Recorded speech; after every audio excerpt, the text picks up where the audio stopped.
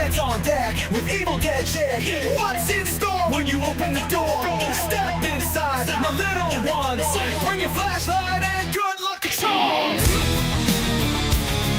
Oh, and good luck charms. Oh. Might get dark. It might get scary. Maybe even a little insane. Crawl out from under the bed. Don't be afraid. Evil Dead Chick is here to entertain and thrill. Dead Eyes on deck with Evil Dead Chick. Let's hang out till the sun comes up.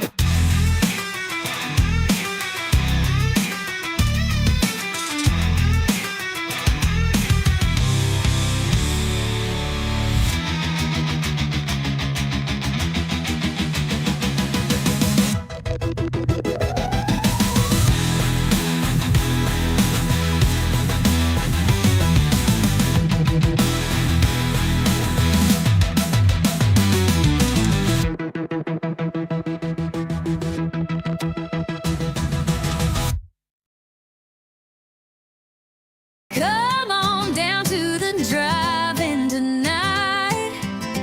Evil Dead Chick is screening a slasher double feature. Slasher Fest is here. Bring your popcorn with extra butter, please. Put some soda on ice. Let's go!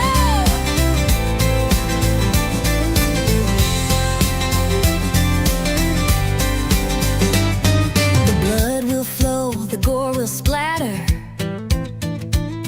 Forget your stress, nothing else will matter except the movies and the memories. Come on down to the drive-in tonight. Evil Dead Chick is screening a slasher double feature. Slasher Fest is here. Bring your popcorn with extra butter, please. Put some soda on ice. Let's go! The blood will flow, the gore will splatter. Forget your stress, nothing else will matter except the movies and the memories.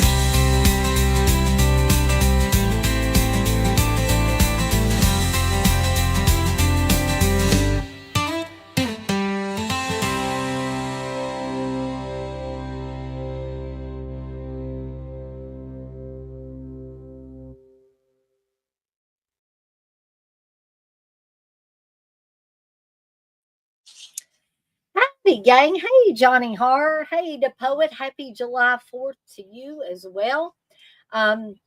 Hopefully, that little signal thing is still showing up. So if y'all notice me crackling or going in and out or anything like that, please let me know. I may have to take myself out of the stream and put myself back in there.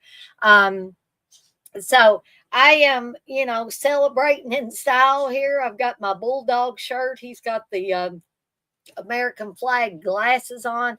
I'm ready to celebrate this July 4th in style with an Evil Dead Chick Slasher Fest. Hey, John. Happy 4th of July to you as well. It's good to see you in here. I haven't seen you in a while. So it's good to see some familiar faces. It's always good to see new faces as well. I mean, even though I'm not seeing your faces, but you guys and gals know what I mean here. So I'm not sure how many people we're going to have tonight because it is July 4th. I know a lot of people are celebrating with friends and family. They're having cookouts and they're doing fireworks and but speaking of fireworks, I'm in no way, shape, or form against fireworks, but it's liable to get pretty noisy around here. Y'all hear some booms, and you'll probably see me jumping around. Not because I'm scared of fireworks. It's just loud sounds when I don't know when they're going to come will kind of make me jump. So if y'all can deal with that. As it gets dark outside, of course, the fireworks are going to start. They've actually started earlier today. Steve said he he hurt some, which is fine. It's fine. I just, like I said, the last stream I did, I don't think in a residential neighborhood where you've got house after house after house, the people need to be shooting off long range, big fireworks. I mean, that should be something that's for, events and stuff where there are safety precautions in place. But, it is what it is. I just hope nobody's house catches on fire, right? So, Poe's probably going to be joining me this evening. Love this movie. There he is. Hey, Poe. Like I've said before, Poe loves every movie. I don't think there's any movie that I have shown or talked about that he does not love. I've seen both of these two movies as well, the poet, many, many, many, many, many times. And there may be some of you guys and gals out there that think, well, it's 4th of July. Why is Dana not showing Return of the Living Dead?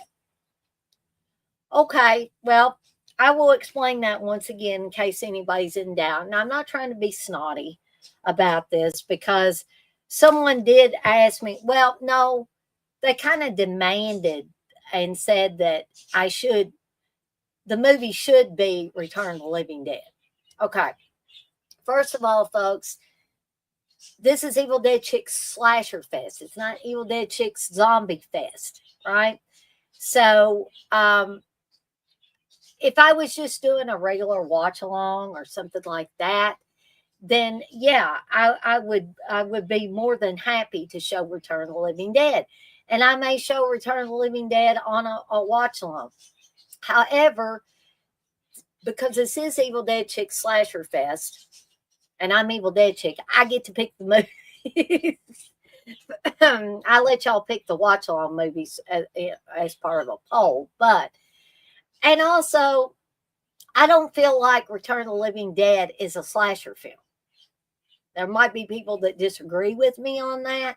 I think of Return of the Living Dead as a zombie film, right? So to me, Sleepaway Camp 2 and 3, which we're going to be watching tonight, are more appropriate for a slasher fest.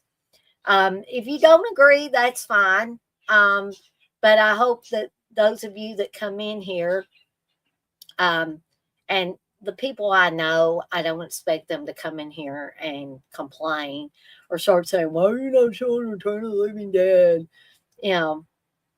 Because I think those of you that know me and know me well know, what I'm trying to do with these different things. Okay. So me and Steve did watch Return of the Living Dead a little earlier today. So anyway, I just thought I'd get that out of the way. I am watching these on my Blu-rays. So if you don't have Blu-rays of these are both available on Tubi.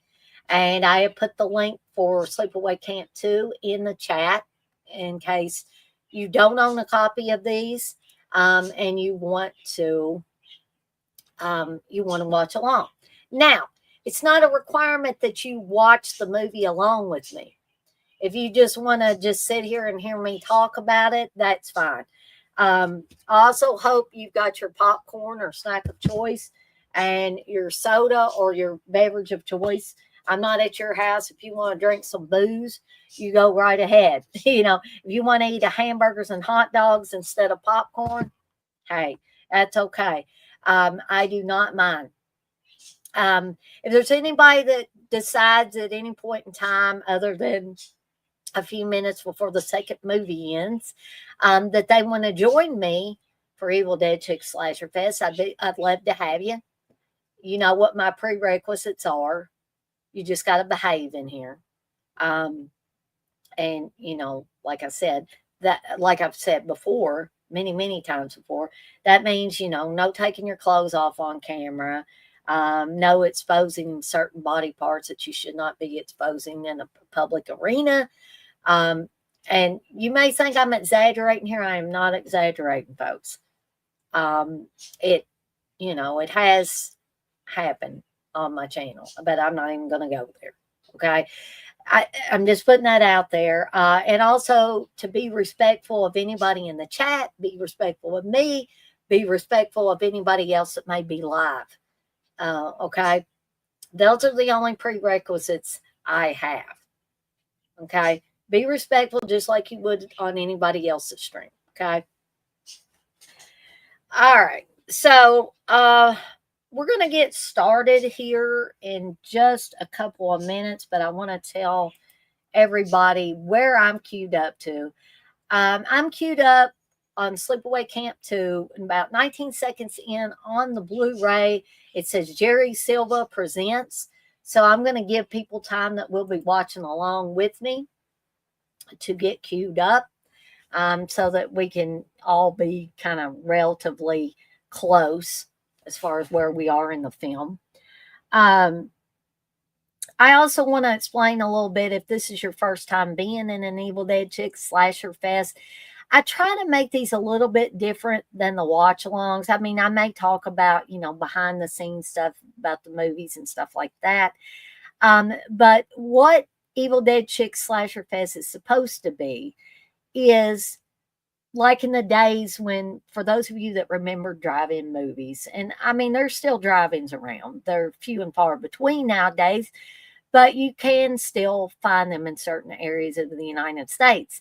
So I want this to feel like the drive-in days where, families and friends and stuff went to the drive-in, and they either sat in the back of a vehicle or they got their lawn chairs and they sat out there and they had their popcorn and their soda and they just had a good time.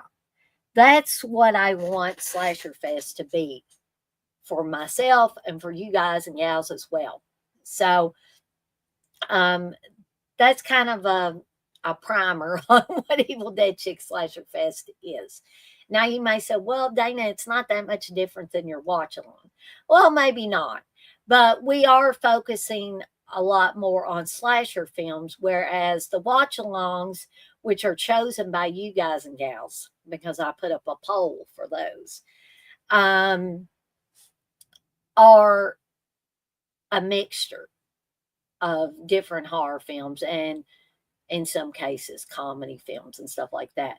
But I did want to remind everybody that after this next watch along weekend, I have made the decision to only have one movie per weekend, and that will be on Saturdays. And that is because the Sunday watch alongs don't seem to be very popular, but the Saturday ones do. So, like I said, after this next watch along weekend, there will be one poll up there where you can pick the movie for Saturday. So I wanted to remind you guys and gals that are interested in the watch alongs. We'll have one coming up the next weekend, and then we'll have a movie for Saturday and Sunday. So I think the Sunday movie there's a tie in there. So make sure you get your votes in. Otherwise, I'll have to flip a coin or something and make a decision on my own about what the movie is. So if you haven't gotten your vote in and you want to, be sure to visit the polls on my channel and get your votes in there. Okay. So I think we're going to wait till about 7:15. That's a few seconds from now at 7:15. Then we're going to get everything started. And if you come in later, and you ask for a timestamp, I'll be glad to give you one.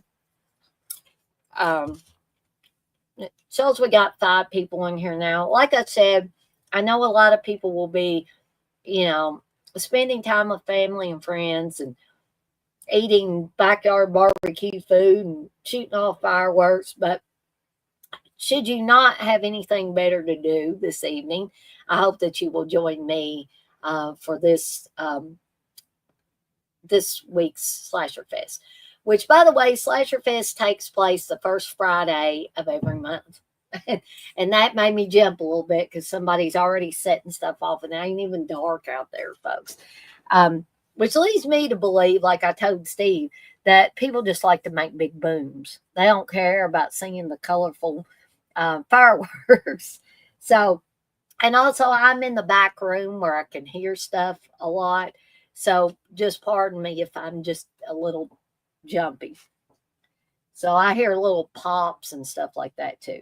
So we're going to go ahead and get started. And keep in mind, there will be an intermission between the two movies. So, should you have to go to the restroom or get a refresher on your snacks, your beverage, whatever, you can feel free to do it anytime. I'm not going to know, but there is an intermission time. I've built in an intermission time between the two movies. Okay, so and I may live to regret doing this on 4th of July, as I'll be jumping around like my butt's on fire. But we're gonna try this and we're gonna see how it goes. So anyway, we're gonna go ahead and do the countdown and get this movie started. So here we go. 3, 2, 1. Press play, and we are off and running here. Double Helix Films production. Michael A. Simpson directed both of these films that we're going to be watching tonight.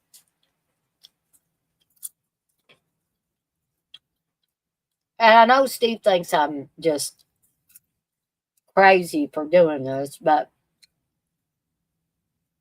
every time I watch this, I think of Brian Patrick Clark here, who we're seeing, because he played Grant Putnam, a really bad guy in General Hospital, many, many moons ago. I always have to point that out every time I watch this.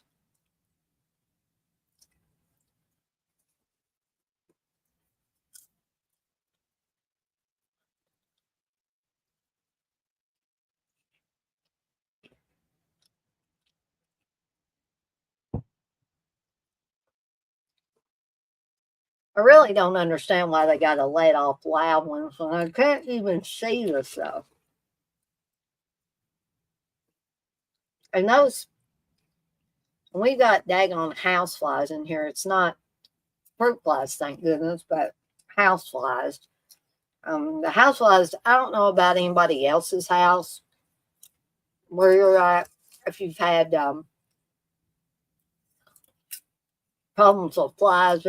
I got 5 dogs, and every time I let a dog out or back in, flies come in.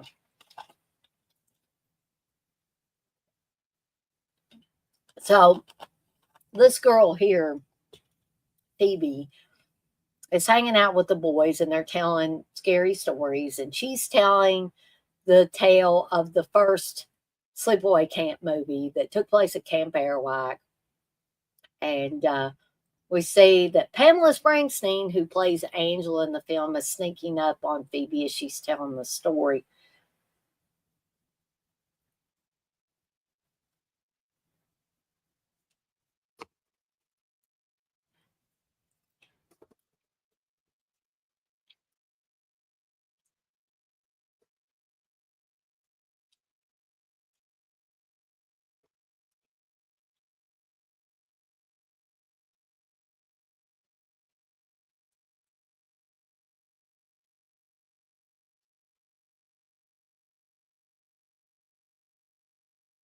I always thought this was funny that they said, "What happened to the killer?" And this kid says, "I heard 2 stories. One that he's dead, and 2 that he's playing the dark haired girl on the Facts of Life." I always found that funny. And then Sean here, he knows this stuff about Angela getting a sex change operation because his dad's a cop.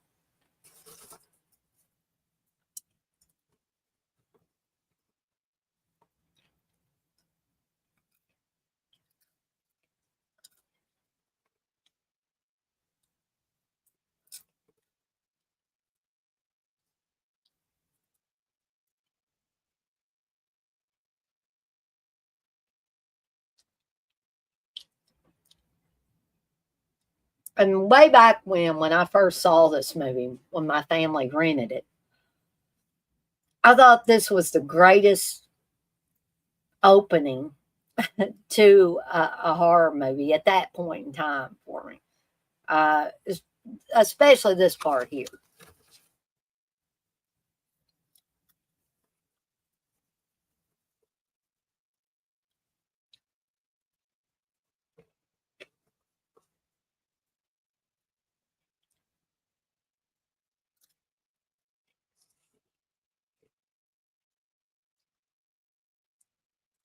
Well, actually, the part that's coming up here.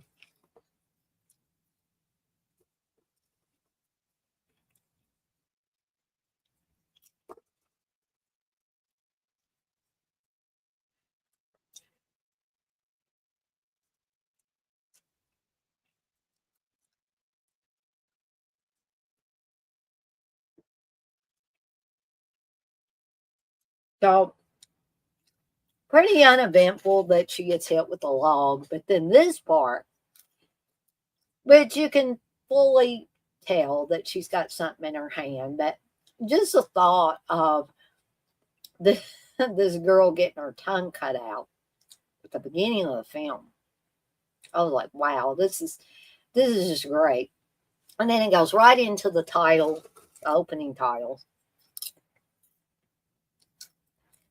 And you got that heavy, hard pumping rock music in the background. And we got Renee Estevez in this movie.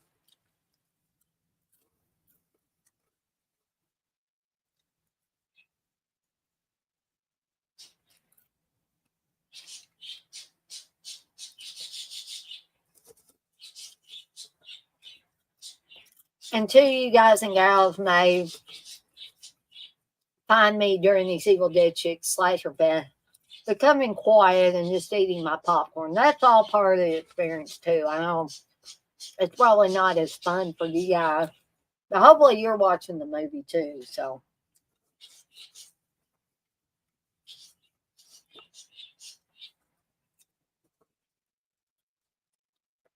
Michael A. Simpson pretty much directed both of these films back to back.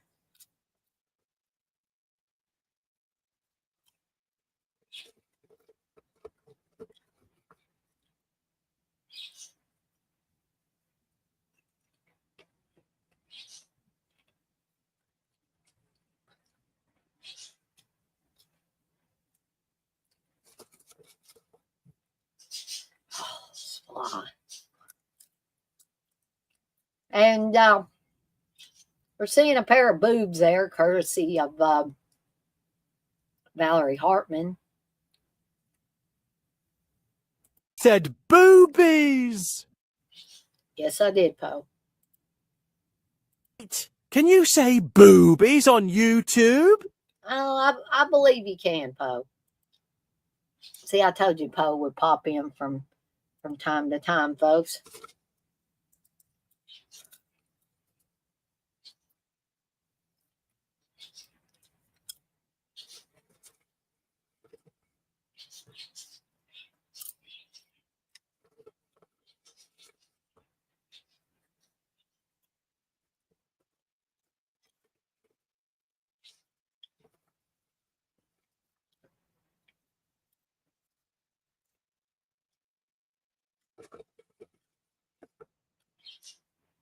And Angela was just telling the other girls that they had to send Phoebe home, which becomes a big thing um, in this one and the third one, is that when people were killed off, it is said that, you know, well, more so in this one than the third one, but the people got sent home.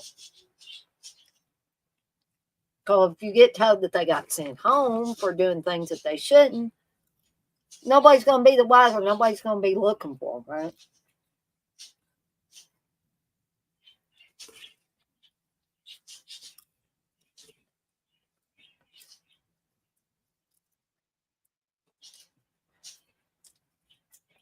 And we got these little kids or young boys that go around taking pictures of the naked girls.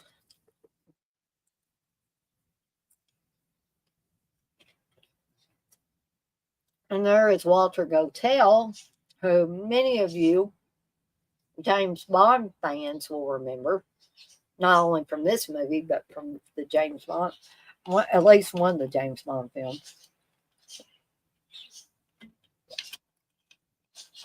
Hey, Daniel, you say it. Sleepaway Nightmare.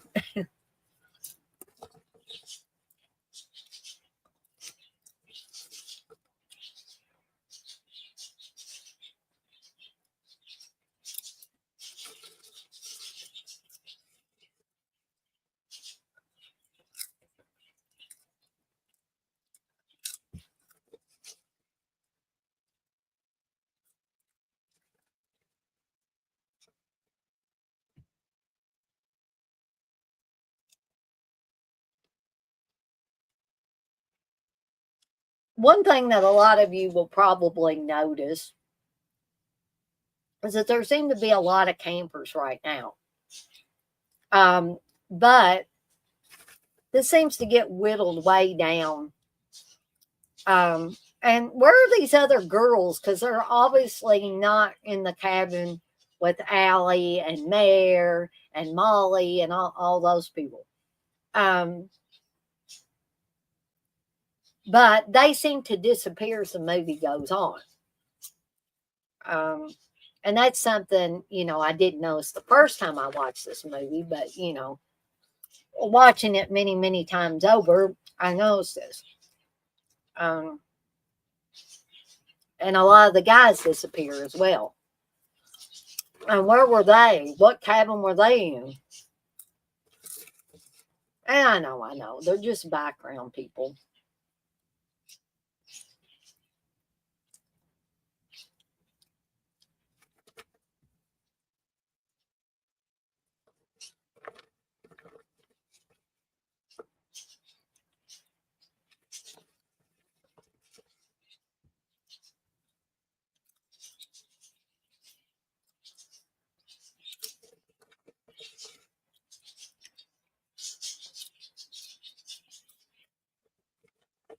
So we're getting ready to, if you have your sound on, which if you're in the comfort of your own home, you can definitely have the sound on and won't get in trouble with the YouTube gods.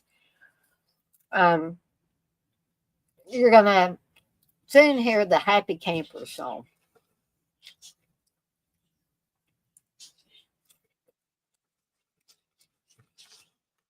Here's another question, but I know it's like, why ask why? Where do these other camp counselors go as the movie goes on? That's right, Batman.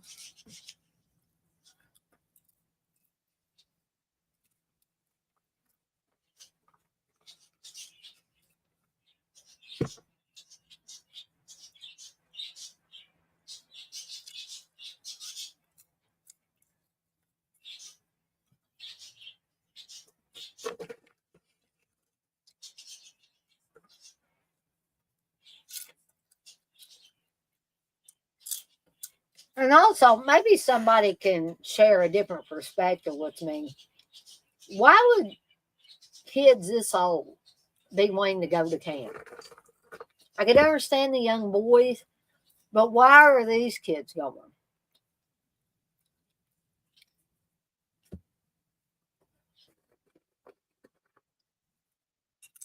I don't know. People are going to say, dang, you're too picky. It's just a movie.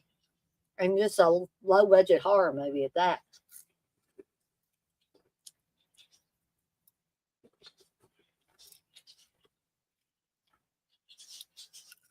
If I'm remembering correctly, these two boys here were on, or at least one of them was on Friday the 13th Part 6.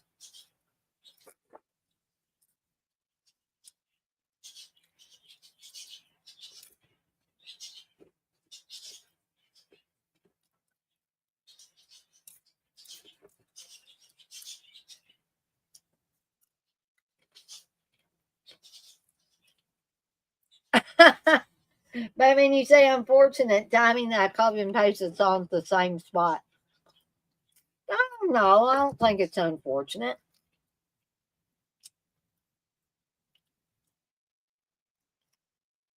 So I think that TC is trying to get something going with Angela here.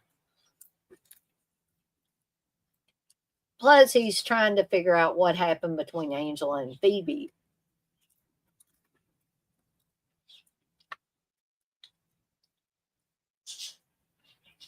And she says she'll call him. And he says, "How are you going to call me? I don't have a phone."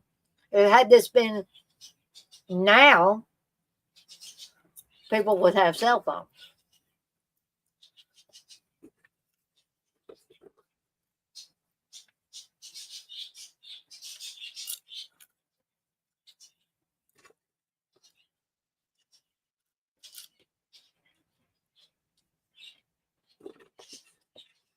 So we find out that, Sean has been coming here for 3 years already.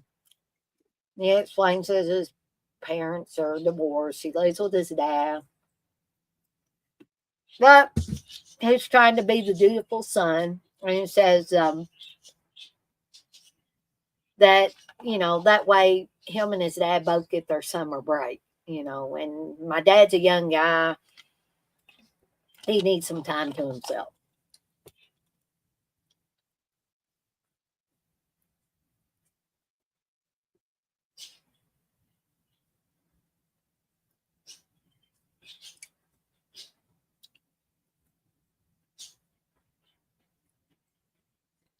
What are you doing, Darcy?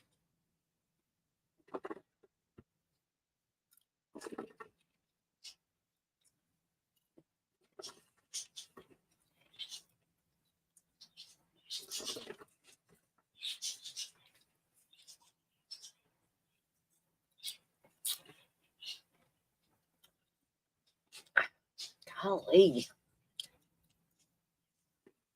Let's go fly. We'll go somewhere else.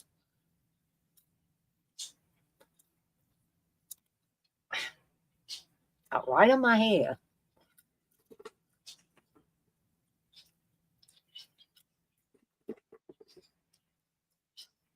So basically, Allie, played by Valerie Hartman, is like the queen bitch of this movie. And we can see why right here.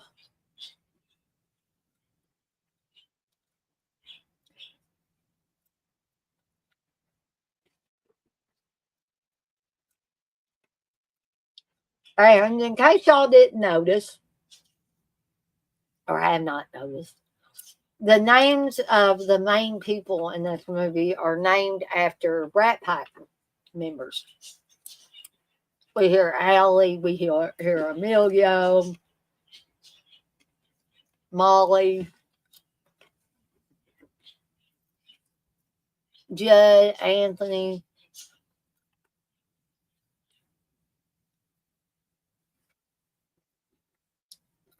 Jimmy.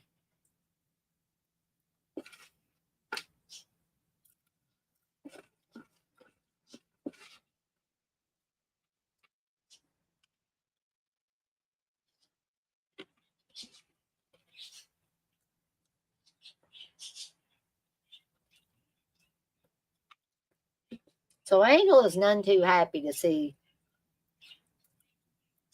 the Schultz sisters, or as some of the cameras call them, the shit sisters, drinking and smoking pot.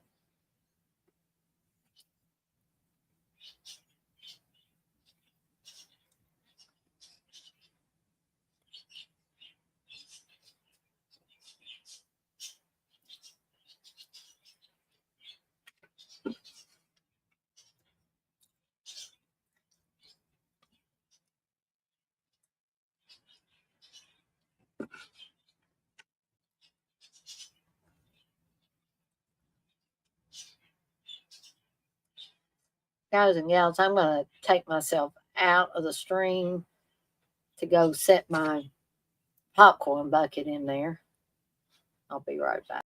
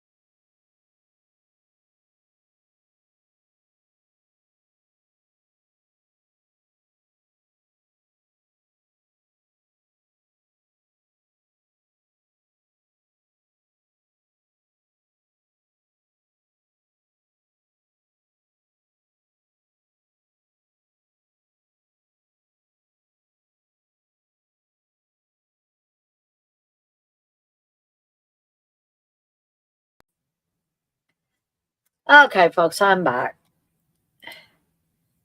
Batman, you said I don't know if you've seen I quote return to sleepaway camp to itself by saying your ass stinks. No, I didn't. I didn't see that. If you put it in the chat, Batman.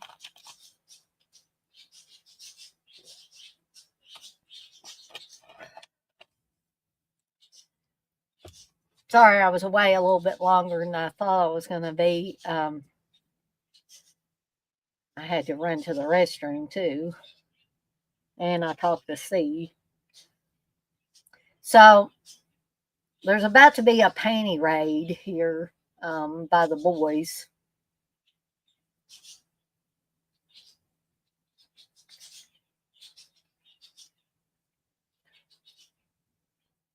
I've never been the victim of a panty raid, by the way. Of course, I never went to summer camp either.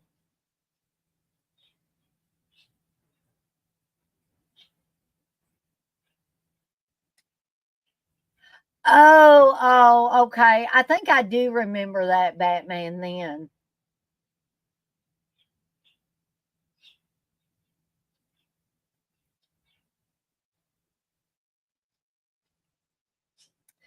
So Angela always manages to show up when they're doing things that they shouldn't be doing.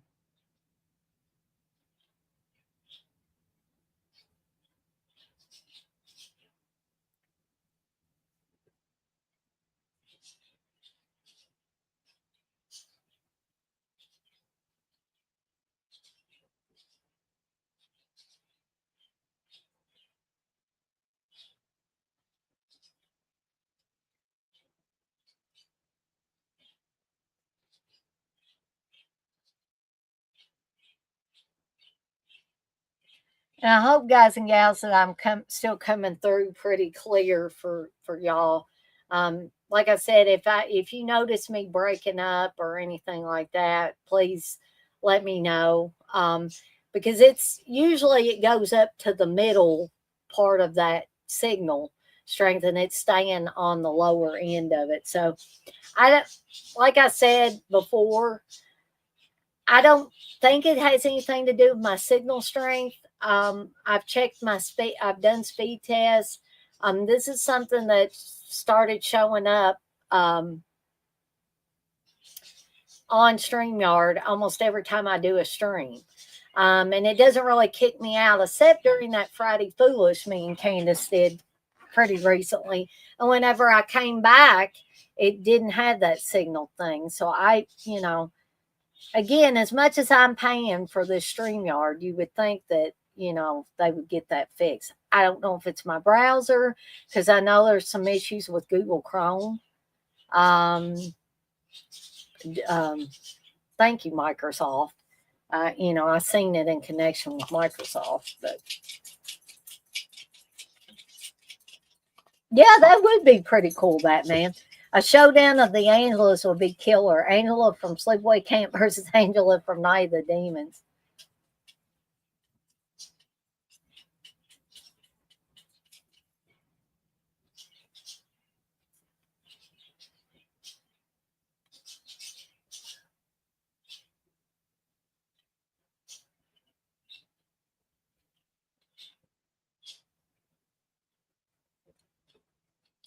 So, Mayor has gotten in trouble for showing her breast.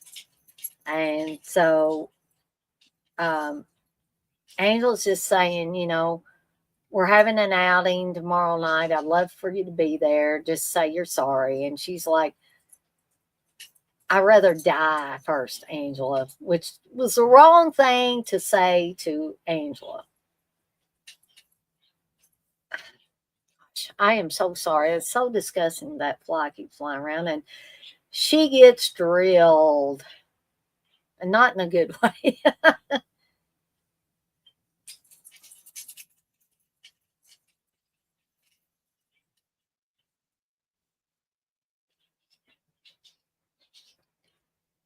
And I think these guys act a little too immature for their age. I mean, I know they're not really that old, but they're old enough where they shouldn't be pouring syrup on somebody else's hand and stuff. So I don't know.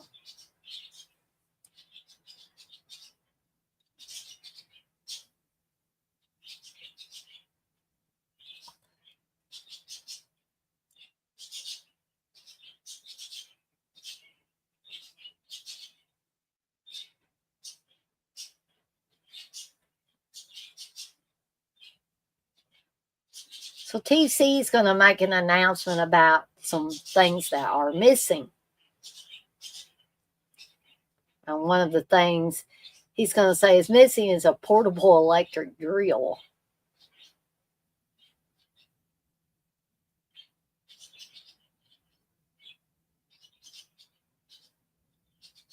A saw, 50 feet of rope, the battery from his car, which is going to make an appearance a little bit later.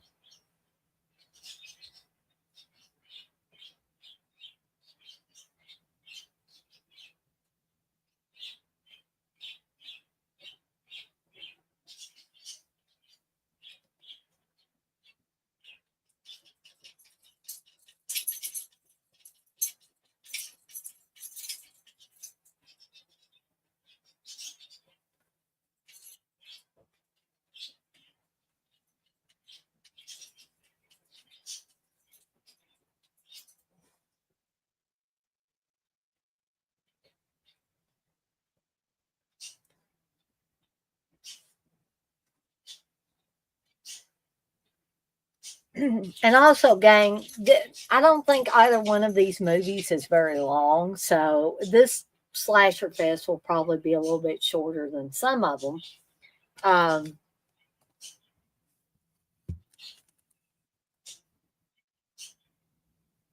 Because this one's just an hour and 20 minutes.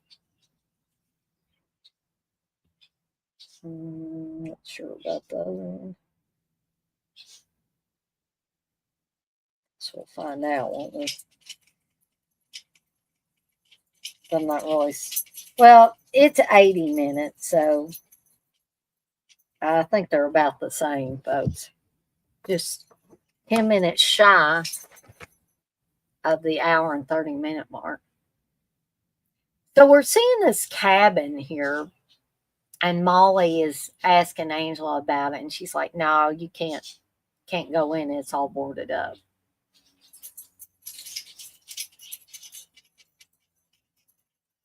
This cabin is going to make another appearance a little bit later in the film, close to the ending.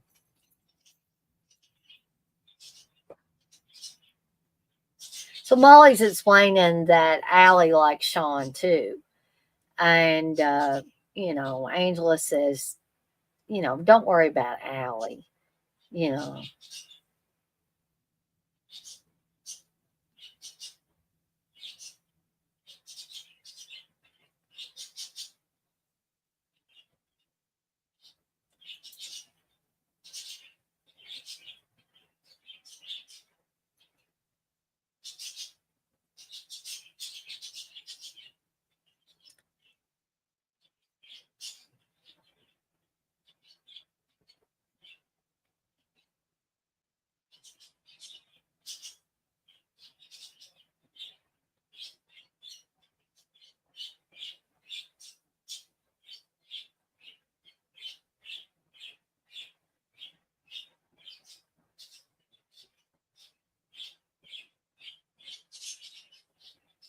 And people will probably laughed at that line when this movie came out, that she says, Angela proudly says, "I'm still a virgin." I'm sure that got some chuckles, that a grown woman is announcing that she's still a virgin. She's proud to be one. And I don't know if they were trying for an underlying safe sex message in this. But there are, at least a couple of things, that being one of them, that shows up in the film. So we're led to believe that there really is dead teenagers' brains in the box that Angela has. They're playing the the game where you're blindfolded and people put out eyeballs and tell you it's, or put out like peeled grapes and tell you it's eyeballs and stuff like that. Y'all probably all played that game.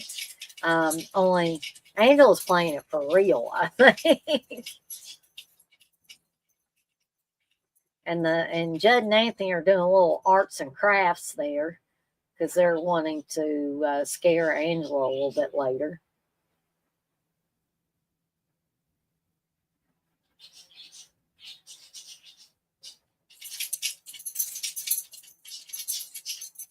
This is in the days of Polaroid cameras, and those boys got a lot of Polaroids.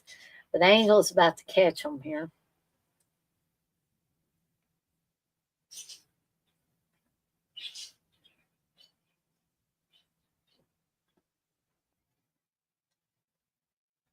You just got caught, boys, with a handful of nudie Polaroids.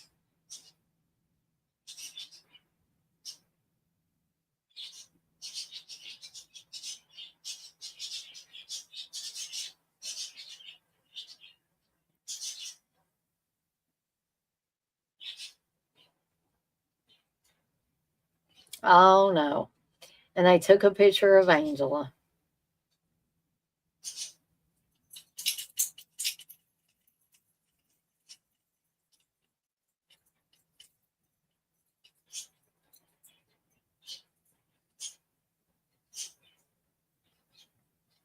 And the only thing TC has to say is nice tits, which makes her even more mad.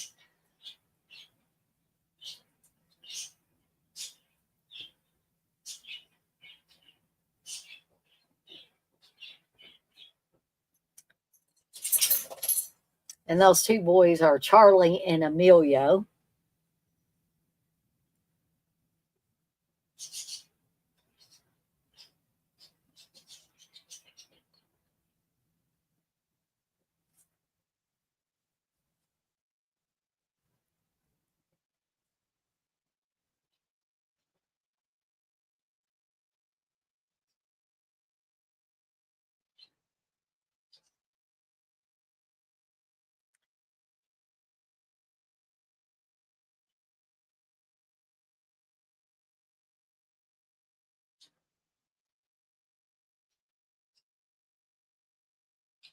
So we see that the girls are having their little camp out here. Or went another one. Sorry, folks. Batman, you said 3 weeks ago I watched a Dean Cameron movie called Miracle Beach. How was that one? I've never seen that one, Batman. But I love Dean Cameron, though.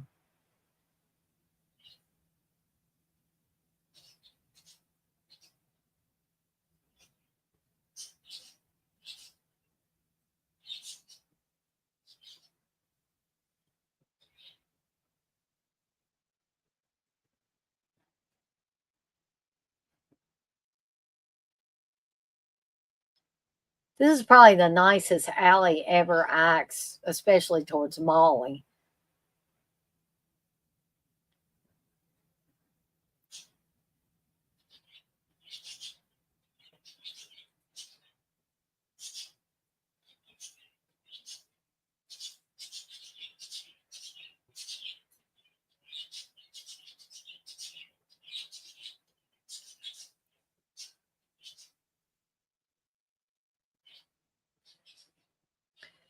When I was a kid, I always thought this was pretty cool too. Um, and apologies if y'all hear my dog barking in the background. A lot of you I have told that Brink has had some medical issues as of late.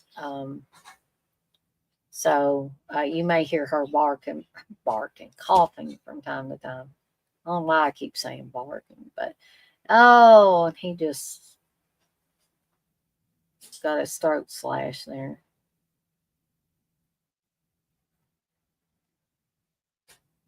I think that was Anthony.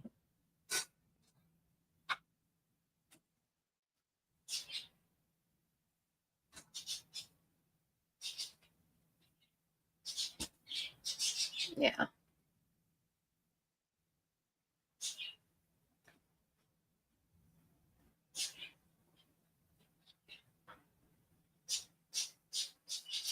So we got somebody with a, not an exact leather face mask, but they've got like a, looks like a skin face mask and a chainsaw. But this person's not playing around here. They really mean to do some damage to this guy.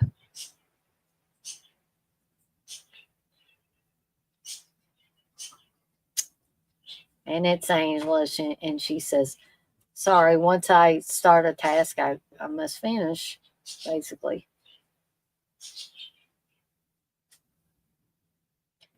Batman, you say it was pretty good. Dean Cameron gets a liquor bottle from Mr. Miyagi, Pat Morita, and a female genie comes out and grants him any wish that he wants. I wonder if Steve has seen that.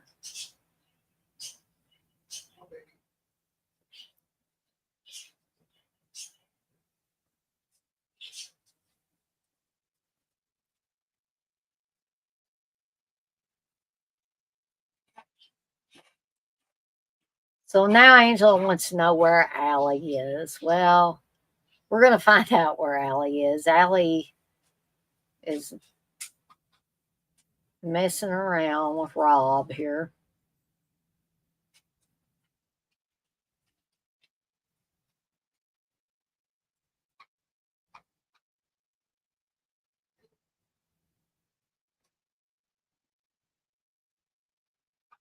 I always thought this was the most ridiculous thing ever.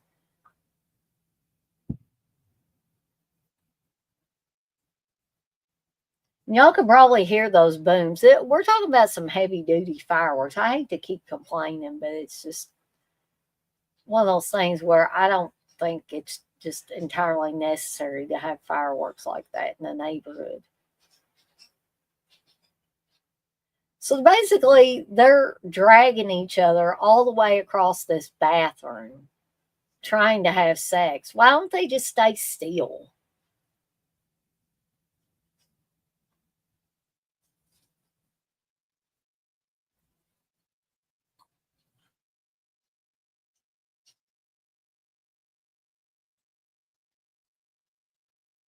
It's, well, I'm sure this is the direction that Valerie Hartman was being given, but like, what in the world? This is the most ludicrous semi sex scene I've ever seen in my life.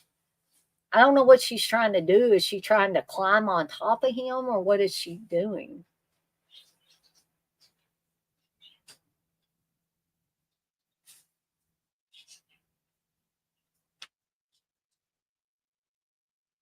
And Angela, of course, shows up outside and they have to stop. And there went Steve in the background.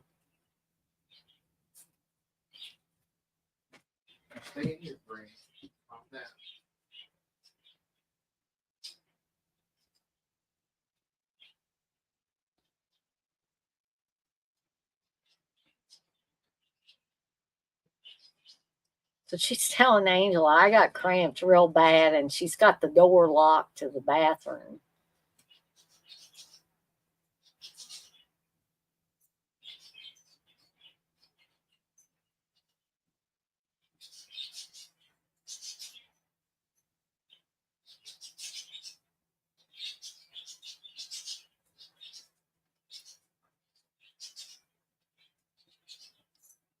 To which Allie says to Angela when she gets outside, it's cute, but the blood looks like ketchup. Well, we know it's not ketchup, right? Because she's just killed both Judd and Anthony. Oh, yeah. What are you girls doing? I got two of my girls here. Well, I think I got all three of them. Brink's in here too.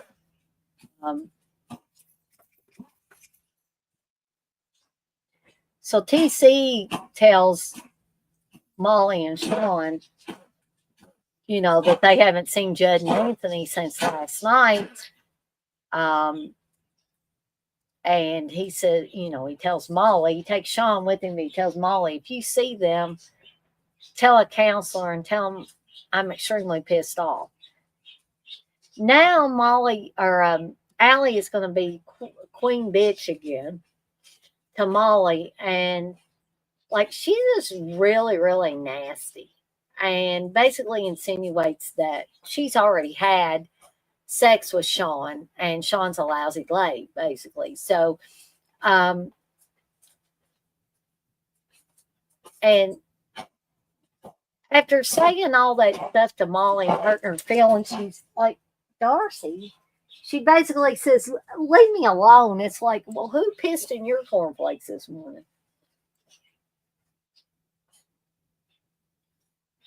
I mean, you're the one that came up to Molly and started griping and carrying on. And I got one of my little girls here.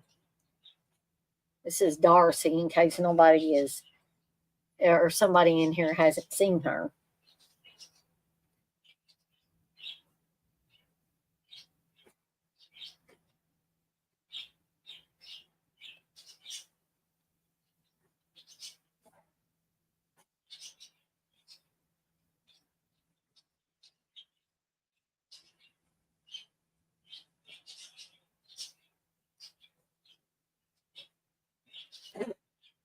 And I think she's licking my fingers because I had some butter popcorn.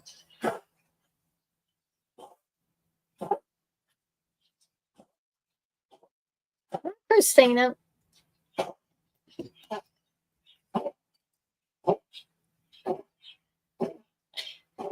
Darcy does this sometimes. She just kind of snuggles up to me.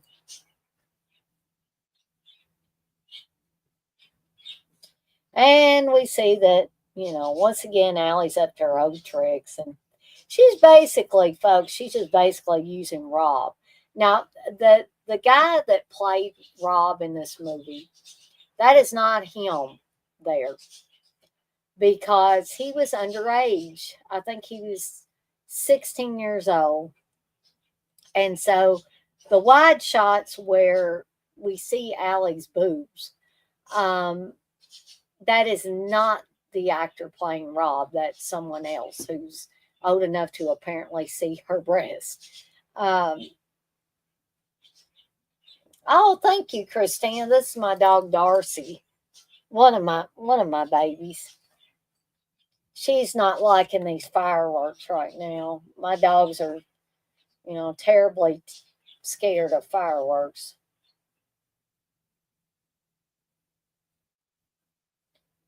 So once she gets up, she says, listen, you don't have AIDS or anything, do you? And I'm like, ain't it a little late to be asking that after you've already had sex with somebody?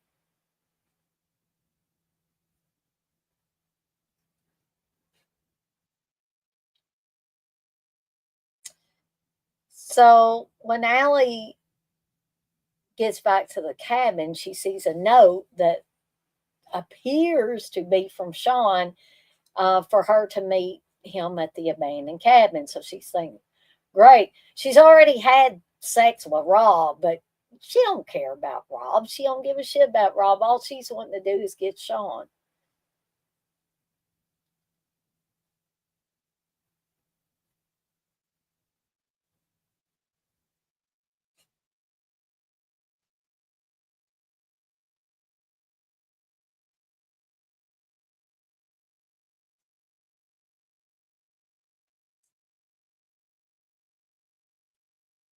Yeah, I know. I don't like that fly either, Darcy.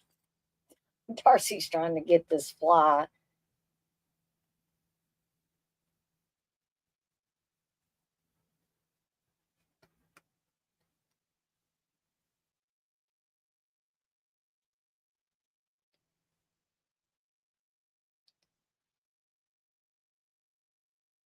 So we're coming up on one of my favorite death scenes in the movie, and it's kind of gross too. But those of you that have already seen Sleepaway Camp, you will know.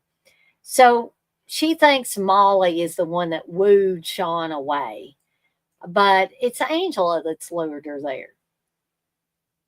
And she says, I didn't think you'd fall for it. You're dumber than I thought. And to which Allie says, you're more fucked up than I thought. To which she gets stabbed in the back. But that's not the killing part of it that I am referring to. Um, Angela's going to take her over to basically an outhouse. It's probably an outhouse that nobody ever has never used for years. And this is at that abandoned cabin. And she tells her, get in the toilet. And this to me was, I don't know, it was an original death scene for the time period. I know it's kind of gross. She's sticking this girl's head down in the toilet. And she's asking her what's down there. To which Allie says shit. And he says, what else is down there? Piss. And, she says, you pissed away your God given talent and all this stuff. And she said, what else is down there? And she said, I don't know. And she said, well, I guess you're going to have to climb in there and find out. And she says, leeches, Allie, for a leech like you. And you get a couple of great shots of the leeches on Allie's face. Basically, she's going to drown her in that. Allie doesn't look too good anymore.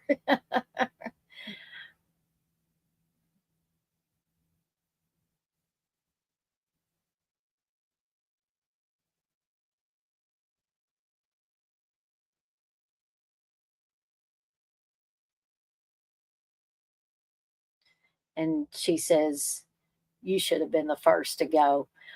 For which I wholeheartedly agree. I'm not, I'm just talking about the character within the movie, right?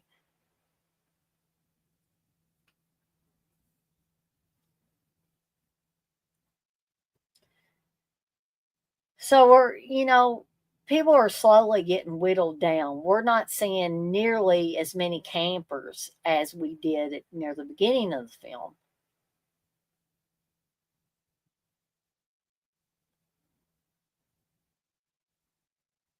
I always thought the guy playing Rob looked similar to Anthony Michael Hall, too. I don't know if anybody else thought that.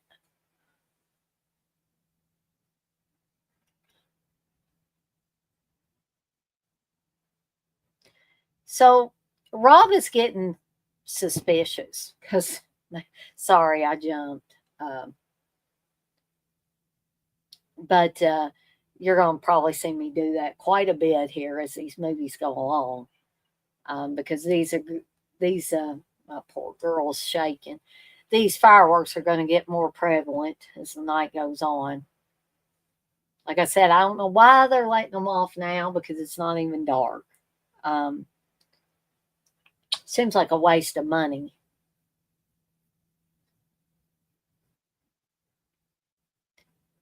So anyway, back to Rob being suspicious. He says he's thinking about Camp Airwalk, that other camp.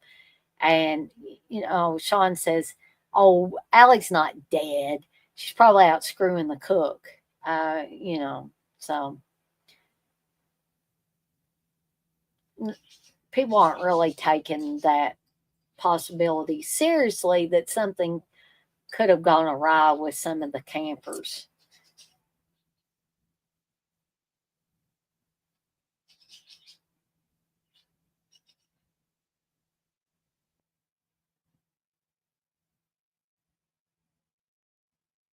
So Demi goes to Angela, and she's, basically telling Angela that she is concerned about some of the campers that supposedly have been sent home.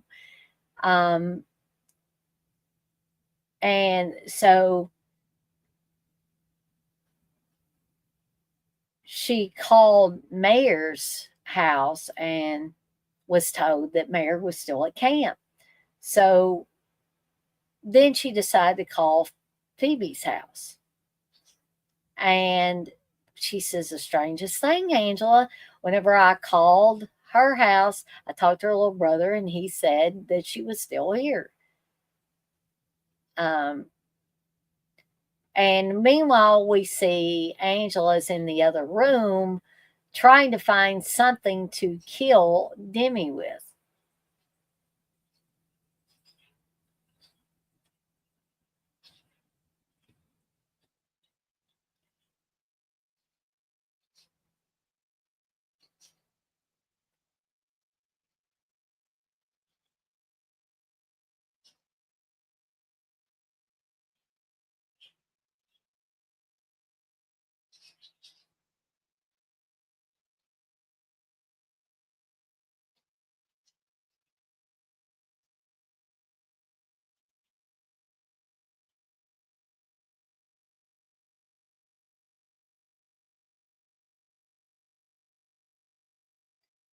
And Angela finally says, "You know something, you talk too much," and strangles her with her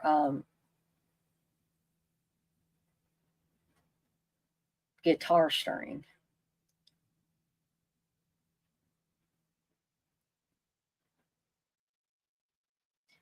But then she walks outside, and Charlie and Emilio dump a bucket of water on her. Which, truth be told, they probably would have dumped it on whoever opened the door to that cabin.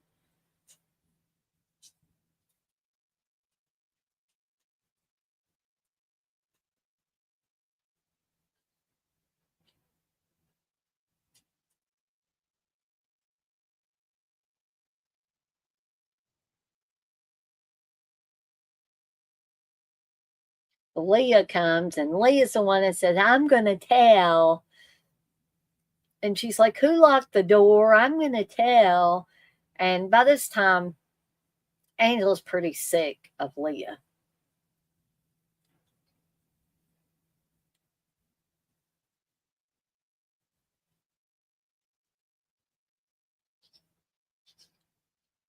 And she says, "Allie, if that's you, you're not supposed to miss dinner." And then she sees Demi, her body halfway out the window. And Angela comes at her with a knife, and she said, "Well, what did I do? I didn't do anything." And Angela says, before stabbing her to death, "You're going to tell." And then she says, "No more whining."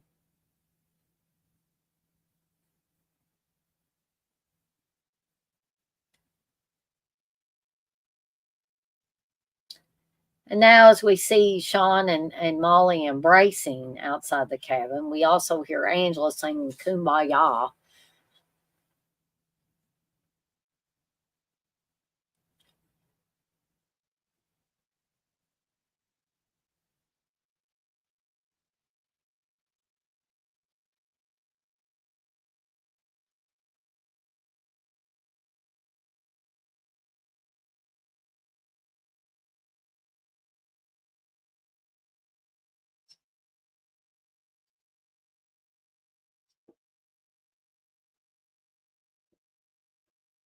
More little pops.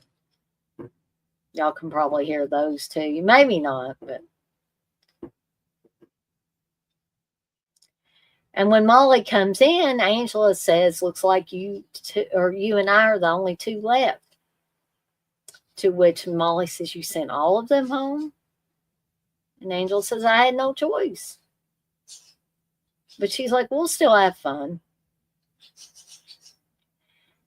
And this nightmare that Angela has here at this point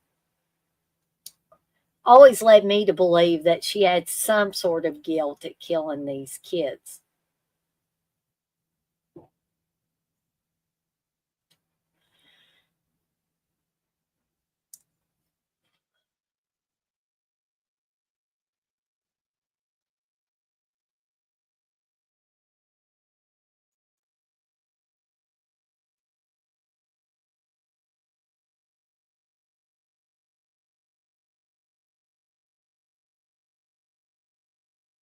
So we're seeing the kills up until this point, interspersed with, Angela is singing the Happy Camper song. Angela telling Uncle John that, there's lots of good kids. We just got to weed out the bad.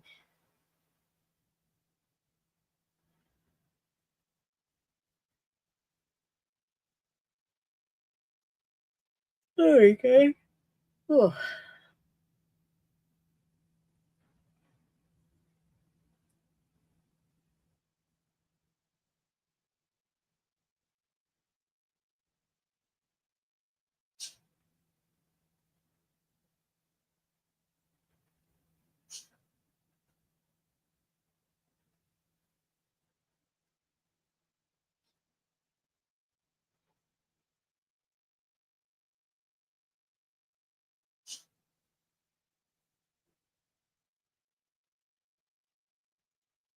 And right before she wakes up,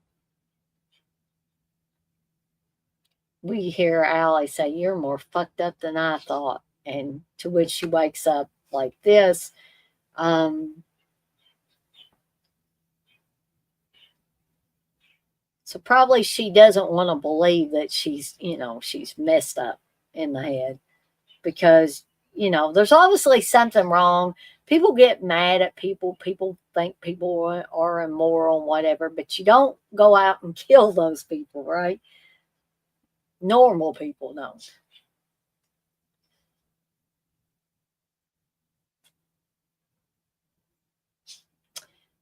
Which it goes into this scene where Angela is getting fired by Uncle John.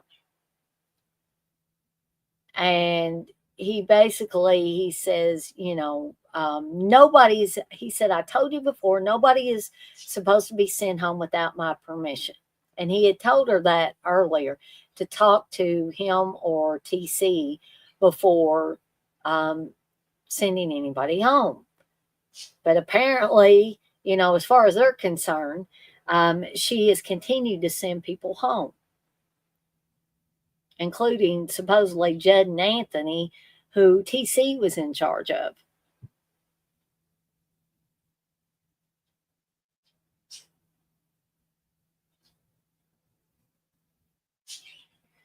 And now Angela's crying and goes to Molly and says, TC and Uncle John just fired me, and that Diane will be her new counselor.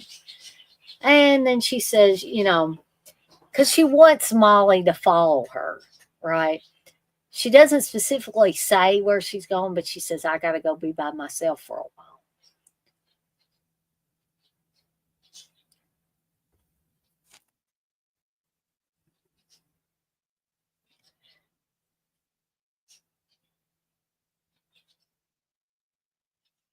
So, folks, we're down to the final 20 minutes of this film. And like I said, we're going to have an intermission in between the two films. Um, and I'm not sure how long the intermission's going to last um, because I've got to take care of some things with my dogs and stuff like that. So, it'll be a few minutes before we're back. So, that will allow you to, for those of you that need to run to the restroom, like I said, get a refresher on your snack, your beverage. So Molly is went to Sean and says,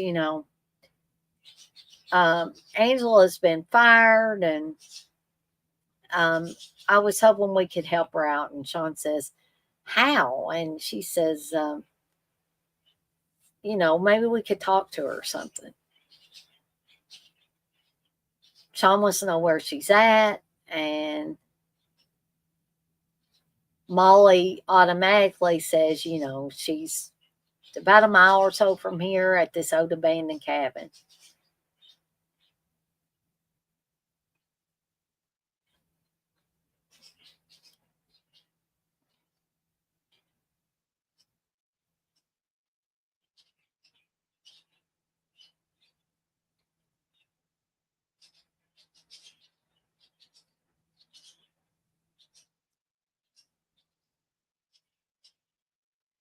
And this is also where Angel is going to reveal a little bit too much about her past and about herself in general.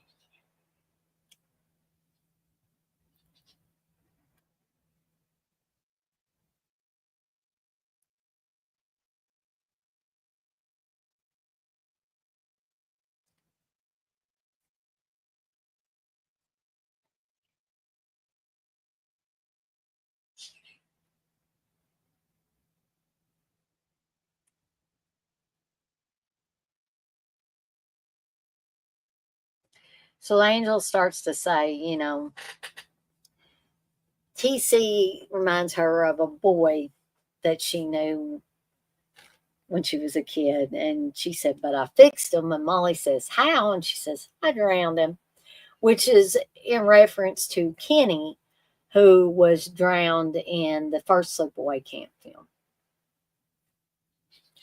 And so Sean has gotten into this cabin, and he's found all the dead bodies. They say, so and so knows where the bodies are buried. Well, these bodies aren't buried, but they are in this abandoned cabin. Angela knows that she can't stop him from going in there, so she beats him with a stick and knocks him out. And she's going to end up tying up both Sean and Molly here. And Rob has just told TC what's going on. He says, Angela's just about to get her ass kicked. To which Rob says, bitchin'. Which you got to remember, this is the late 80s, right?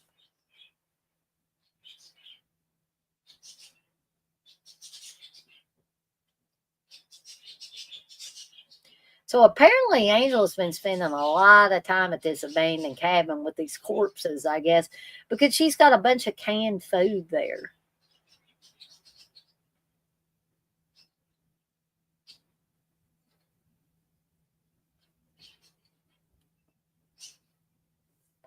Uh-oh. And TC's going to show up.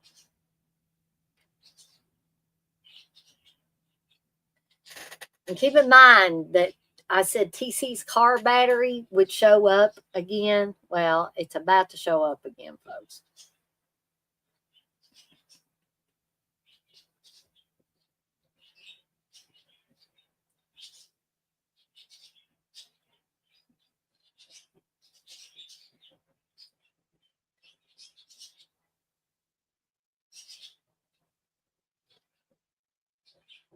Something tells me this is not going to be good for TC here.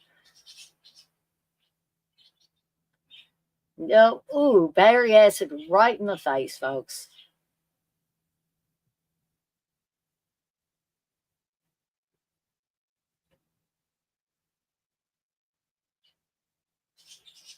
To which she says, would you like a second cup?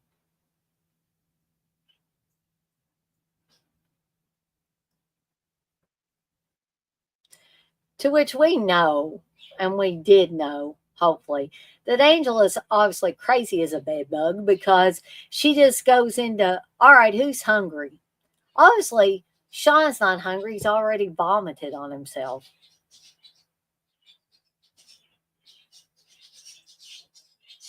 So she takes the gag out of Sean's mouth and she's like, I'm going to, open up, I'm going to give you something. To which he has an epiphany here. He says, Angela.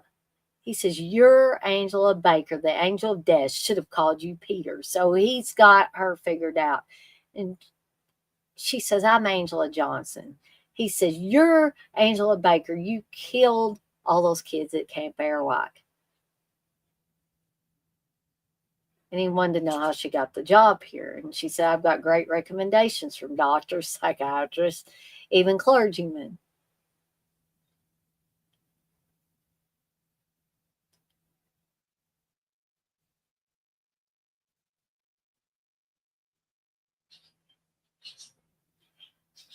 And she said, I'm completely cured.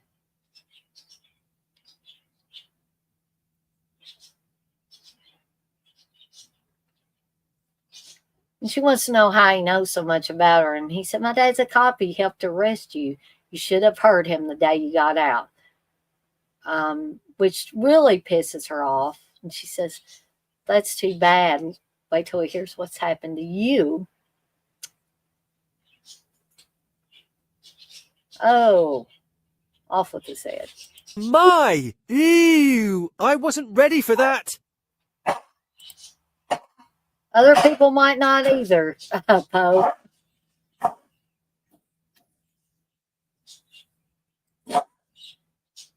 Sorry again if you hear Brink coughing in the background.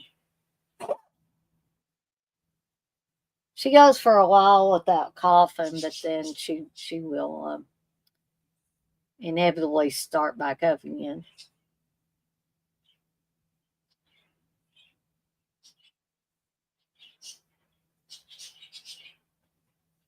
So Sean just lost his head, folks.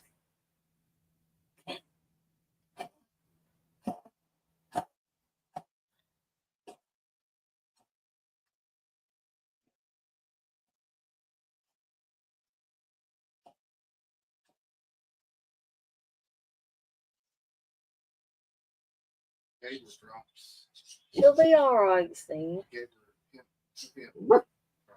Well, in intermission, I'm going to my long drops. Darcy.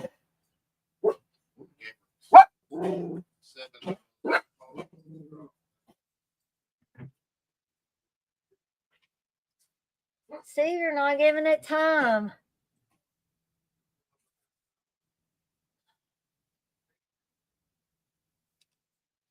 Sorry, folks. Steve, I mean, I am concerned about Brink too, but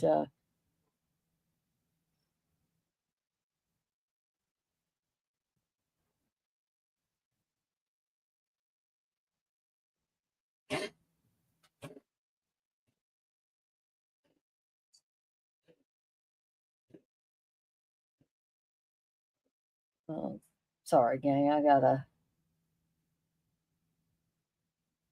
message. I'm gonna have to wait to respond to that during intermission time, which will be shortly because this movie is about over with.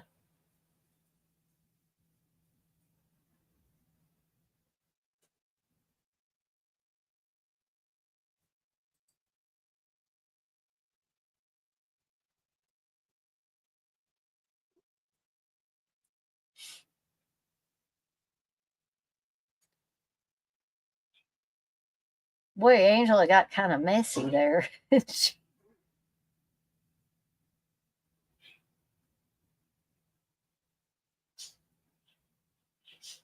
So Molly's gotten loose and hitting Angela to knock her out. But as usual in slasher movies, they never finish the person off. You know, they just knock them out temporarily or whatever. But Molly's running through the woods. But Angela's waking up and she's going to, you know, be coming after Molly here shortly. And we've got about 10 minutes left of the film, so not a lot left. And then I'm going to go away for a little bit. And we're going to have intermission time. They'll allow everybody to have, you know, a bathroom break and, you know, refreshers on their snack and their drink, their beverage, if they are participating in that. And I will be, you know, taking care of a few things with my dogs and stuff. So, but I will return for the third film in this series. So Angela's caught up to Molly. They're going to struggle. There's my Doris again. You want to say hello? Yeah. Your paws in my shirt, Darcy.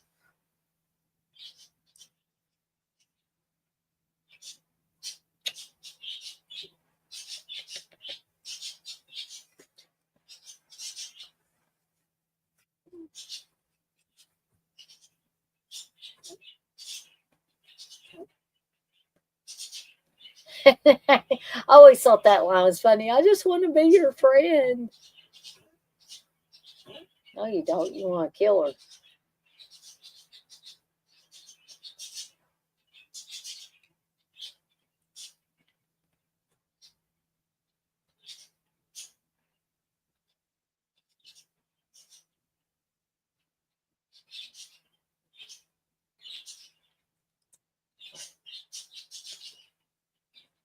I hope people don't think it's gross to see me kiss my dog. I love my dogs.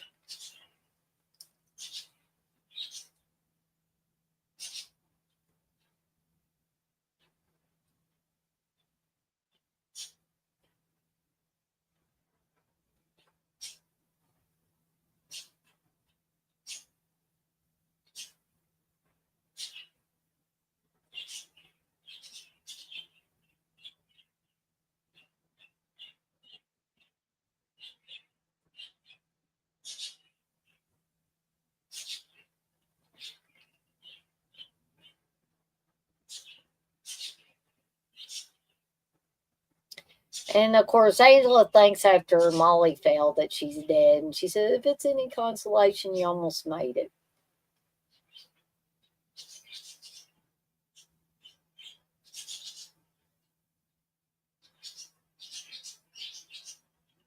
Now, of course, it's night. And there's Diane.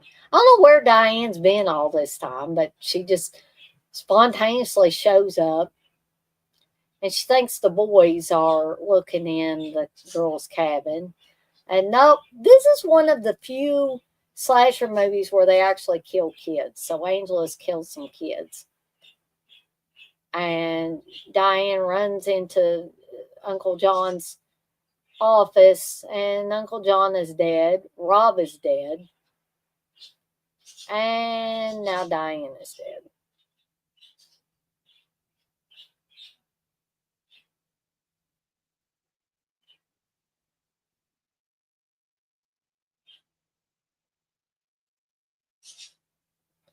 And then Angela peeks her head back in the office, says, good night, campers. So Molly's finally waking up. So she was just knocked out.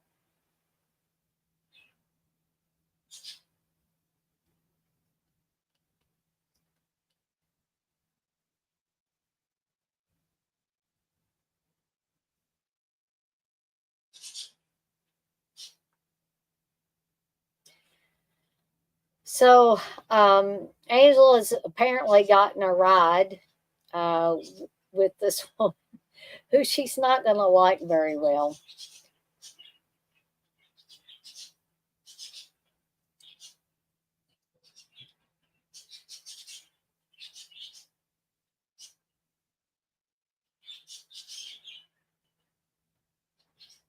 And she smokes and she curses and says other, vulgar things. And Angela doesn't like that kind of stuff. And Angela says, mind cracking a window?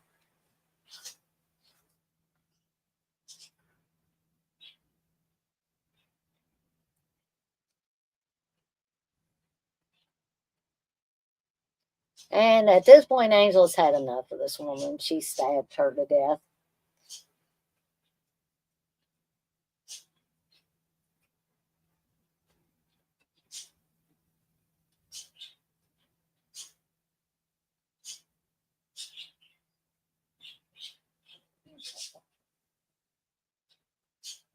And there's Molly stumbling out into the road. And she sees a truck coming. And she thinks it's help, right? Because what else would she think at this point?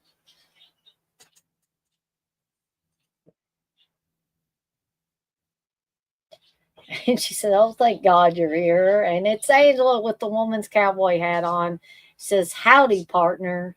And it before it zooms in on Molly's face, her horrified face. And now we are at the official end credits for Sleepaway Camp 2. After the intermission, we will be watching Sleepaway Camp 3,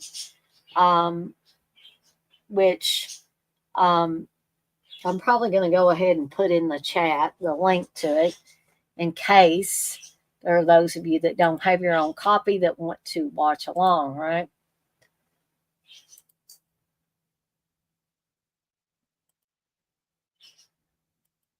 Okay. So I'm going to put the link for the second movie, Sleepaway Camp 3, into the chat for you guys and gals. And as always, we'll stay here until the end credits have run. And then I will get the intermission bumper queued up. And I will be back in a few minutes so that we can watch Sleepaway Camp 3. I'm getting some calming stuff for my dogs from my neighbor. and I'll probably be getting those and dispensing those to the dogs before I come back from the intermission, because it's 8:34 here now, and that means that they're really going to start letting these fireworks off here shortly.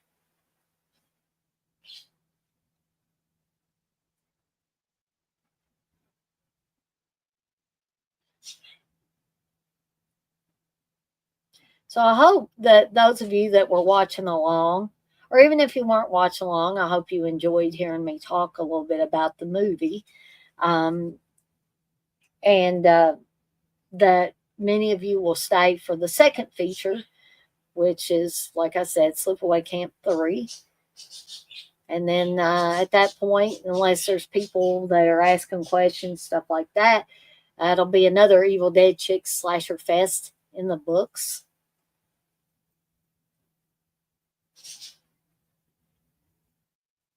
And I also hope that everybody's had a wonderful 4th of July. Hopefully, many, if not all of you that watch my stuff, will be off for the entire weekend and get a nice 3-day weekend.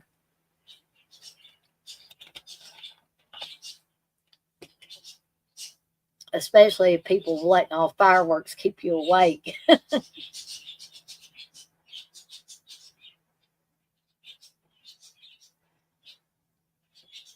And this is, I don't see this a lot, but when you get near the end of the credits, it says, "Thank you for reading the credits."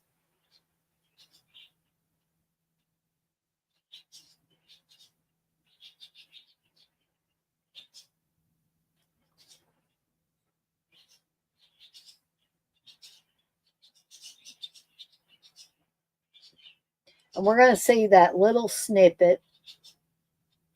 I'm not sure if it's on Tubi. I figure it is. Of Angela saying, "Good night, campers," again, and shutting the door to Uncle John's office. All right. So I'm going to go away for a few minutes. Y'all feel free to, like I said, take a bathroom break, get a refresher on uh, your beverage of choice, your popcorn or other snacks that you might be eating and drinking. And I will be back in a few minutes, but enjoy the intermission bumper. Intermission time. Pick up some delicious hot buttered popcorn at our concession stand. Hamburgers, hot dogs, and nachos too. Plus an extra large ice cold soda to quench your thirst. It's intermission time. Don't delay.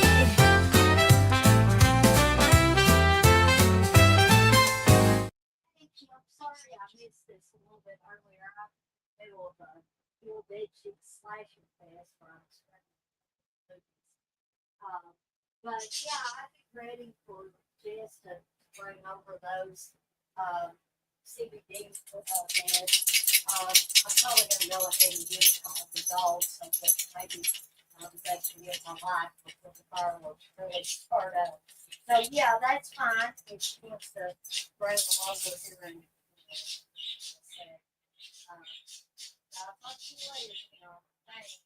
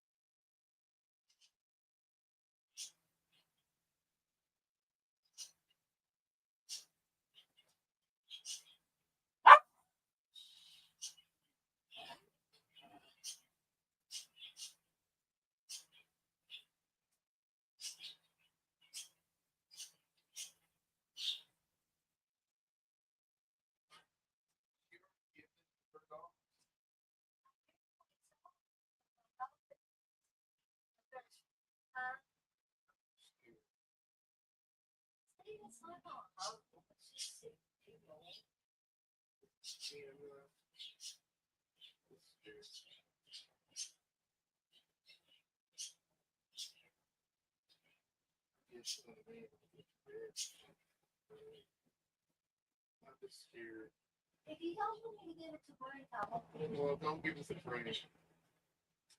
It's not gonna hurt. It's not like the drugs. I know, but I already gave him some oil. You gave them all. No, Frank, 2 drops. Who's that for? This is for Roar. And this is, well, I guess you don't want me to give it to Brent, so go ahead and give that to Red.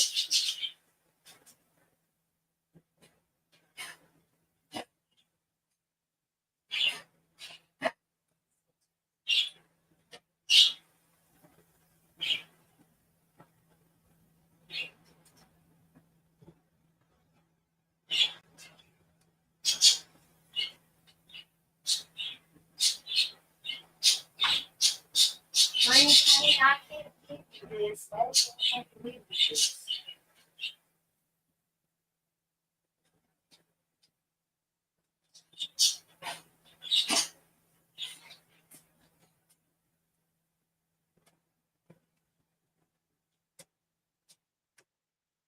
Excited?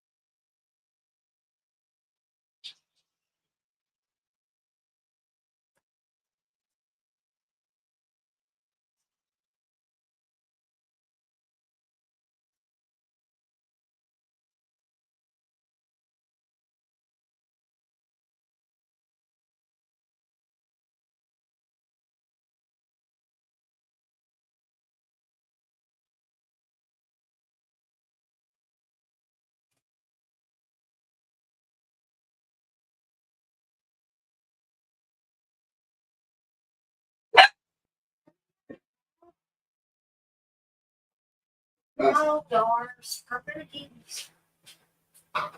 Here, Doris. Here.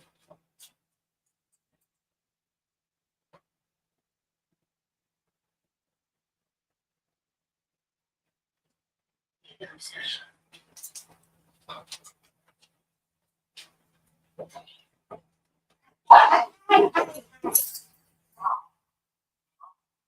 Not getting food, Doris. Just kicking you back.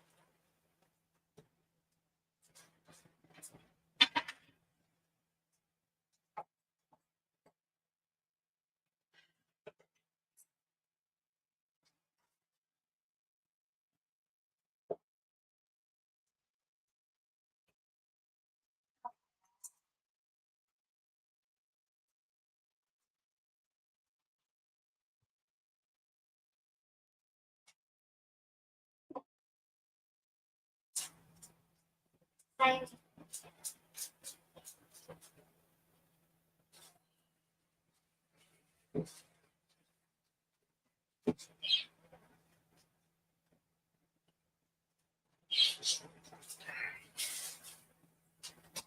Saving.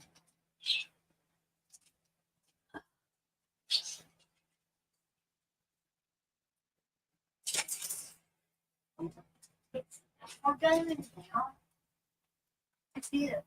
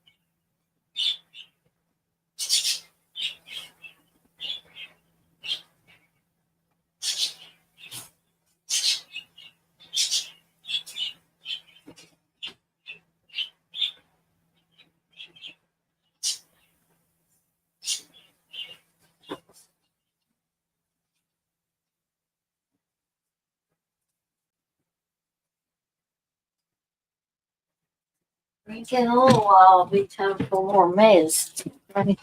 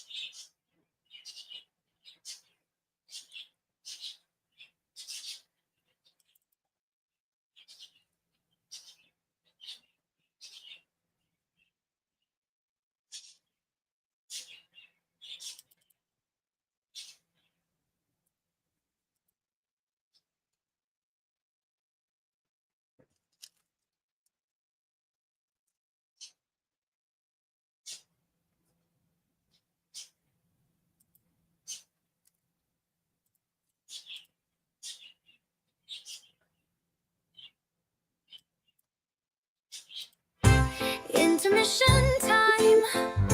Pick up some delicious hot buttered popcorn at our concession stand. Hamburgers, hot dogs, and nachos too. Plus an extra large ice cold soda to quench your thirst. It's intermission time. Don't delay.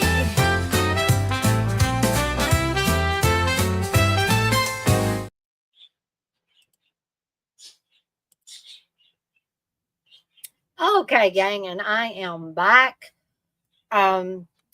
Intermission time is over, but that doesn't mean you can't step away and get you a refresher on your beverage or snack of choice.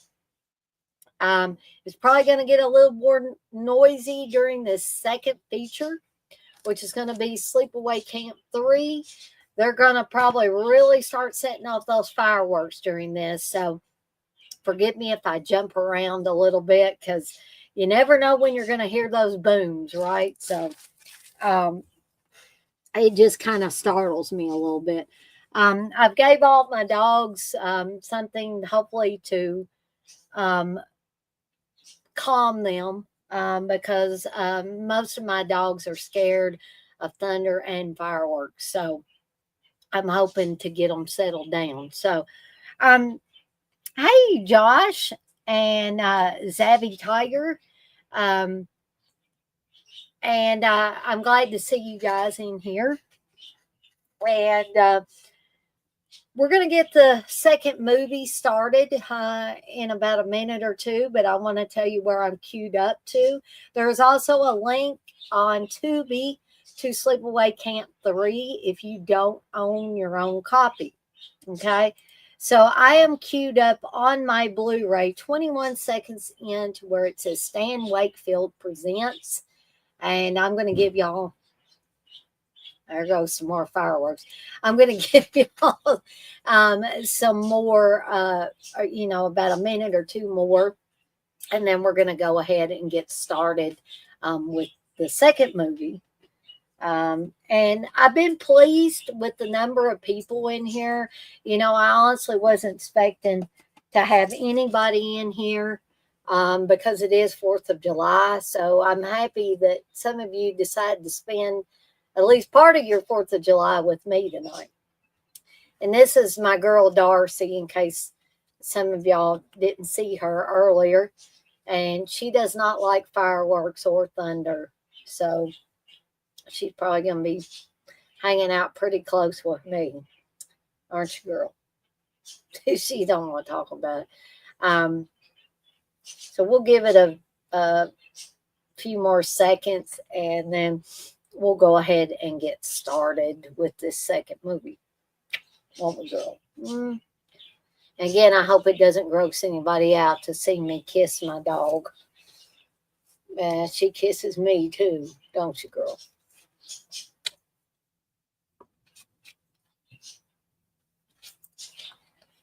All right, gang.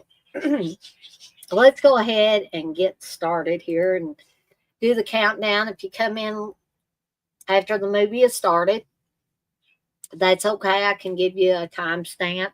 All you got to do is ask. So here we go. We're going to do the countdown. So 3, 2, 1. Press play. And we are off and running, folks. A Double Helix Films production. And like I said earlier, I think Michael A. Simpson pretty much filmed both of these films, Sleepaway Camp 2 and 3, pretty much back to back.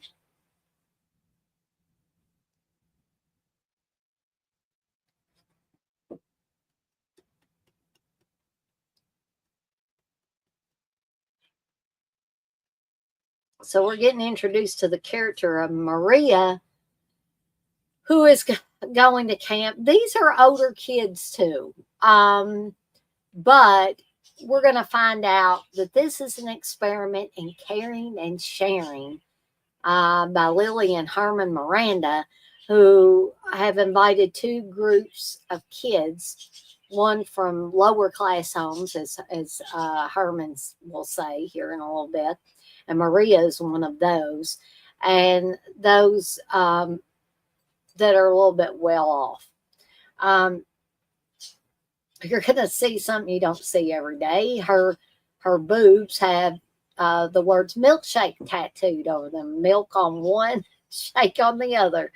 That's something I don't see in a lot of movies, but it is on this movie. And so we're seeing a truck barreling down the road here.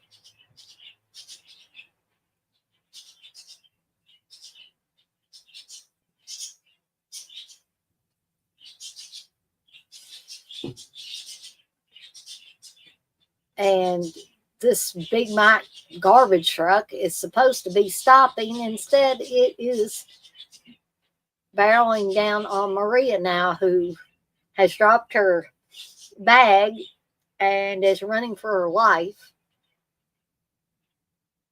And she's just about to get it here. There we go. Now, if you're at all like me, and you may not be, I always liked to, when I heard that there were certain things you could see if you slowed down the film and took it frame by frame. This is one of those scenes when Maria is hit by the garbage truck. You can see the dummy's head fly off that is actually hit. They don't kill actors and actresses. It's not a snuff film. So you see the dummy's head fly off. So Angela has killed Maria. He's going to crush her up in the garbage truck. And we're going to soon find out that she's going to take the place of the real Maria. So she can go back to camp, folks.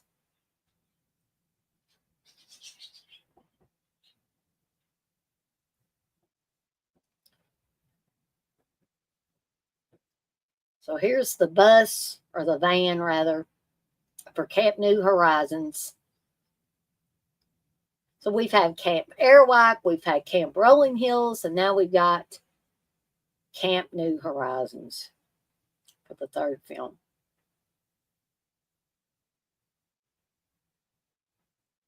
And we get that crazy laughter, and Angela is back spray painted on the wall there. I said this for the last one, but I'll say it again for this one. I love the way both of these movies come on. And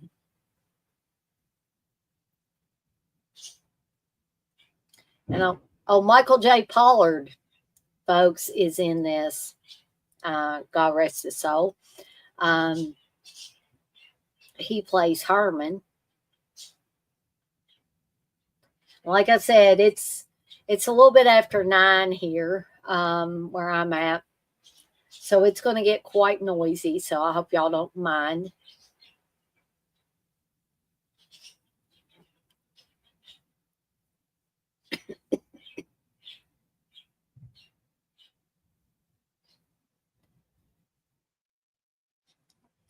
And we're seeing this Tawny Richards, who is a reporter, who's talking about, excuse me, folks, I've had trouble with my allergies as of late. But we're getting introduced to Herman and Lily, who are named after Herman and Lily Munster. Sorry for those of you that are big Munsters fans, because Herman and Lily aren't really good people. And the campers this time around, I believe, are named after characters from West Side Story.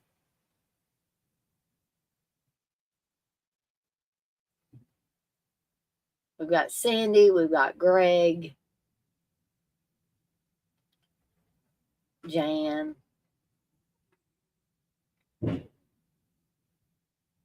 Peter. We're meeting the rich kids right now. Bobby.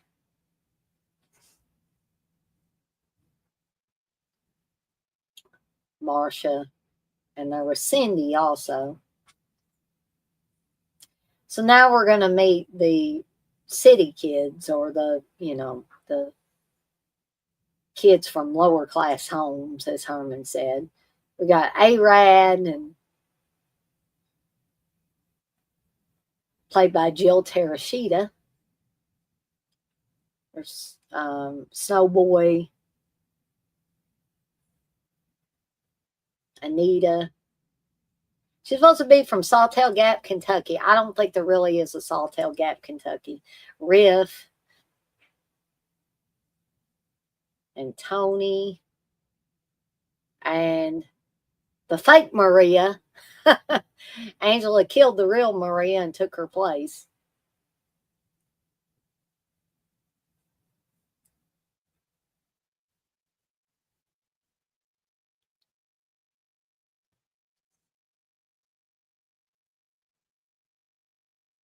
So we can see that Cindy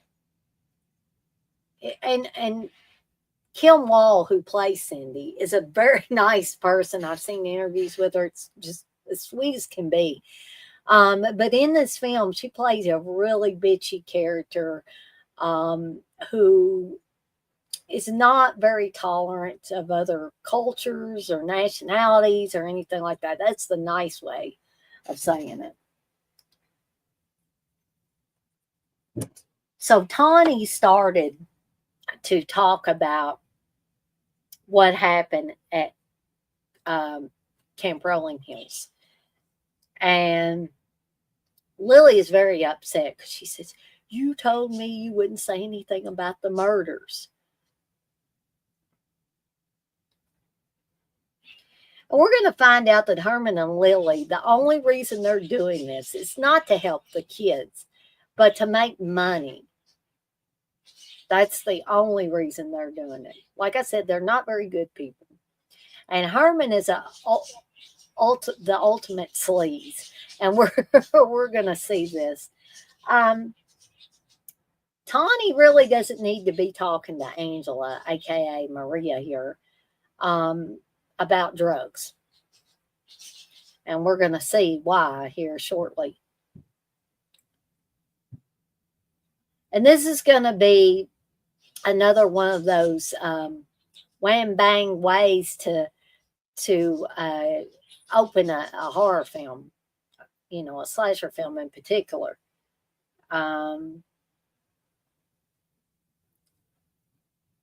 So we saw that Angel was putting together a bunch of cleaning products to substitute for cocaine. And it included Drano. And Angela says it'll really clean your pipes.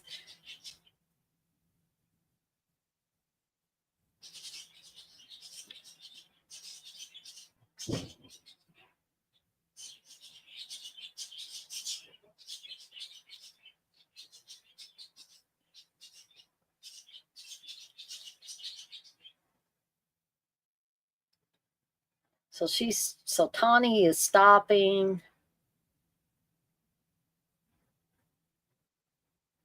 And she's gonna, she thinks she's gonna take a little snort of this cocaine. It's not cocaine.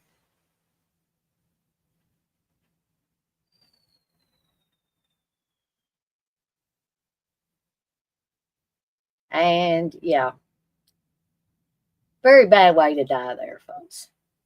Say no to drugs, which is what Maria said there a little bit earlier. I would want to kill somebody that constantly threw firecrackers at my feet.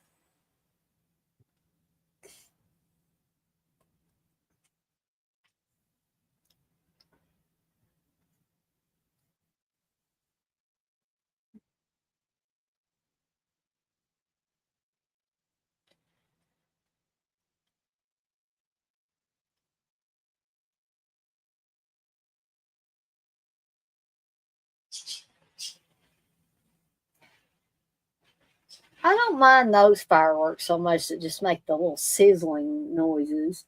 It's the loud ones that, upset my dogs and stuff like that.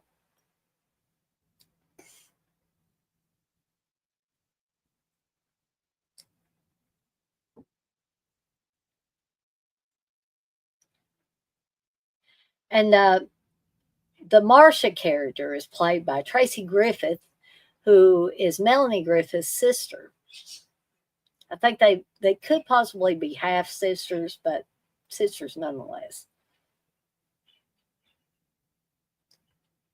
And Jill Terashita has been on another horror film of note. In fact, it was one that Batman mentioned earlier, Night of the Demons.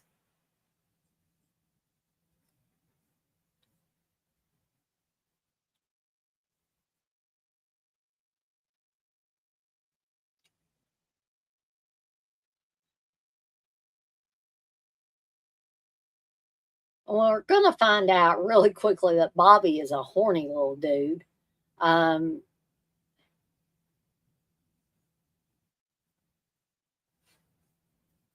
Riv wants to turn his radio up real loud. Riv, played by Daryl Wilcher. Daryl Wilcher is another really nice guy. And I believe he thought he was going to be playing the Peter Doyle character.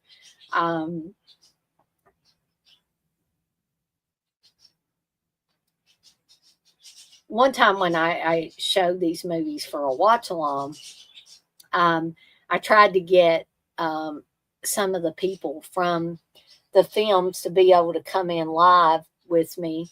Unfortunately, I tried to get Felissa Rose for the first Sleepaway Camp, and she was at a convention, and she messaged me back and said she was sorry that she didn't get to be on here. Daryl Wilcher was another one that messaged me back, and he was really super nice. And I appreciate it, even though both of those people couldn't be on the watch alongs, that they were very nice and talked to me and stuff like that. I was very appreciative of that.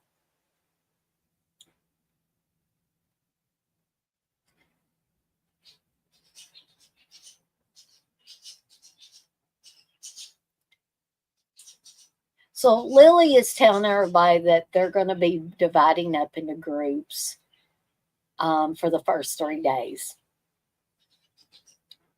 which that's probably great for Angela because, when they got these smaller groups, she can kind of infiltrate these groups and kill people off at will.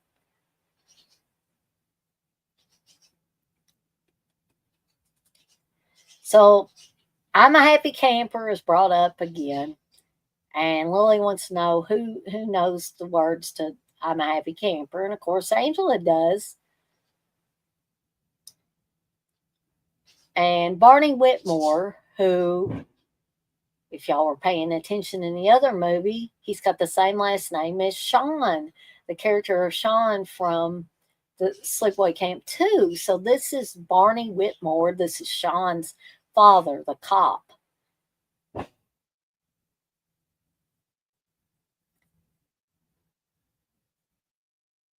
And we've got some banging going around because of the fireworks, don't we, Darcy? Poor girls, boys.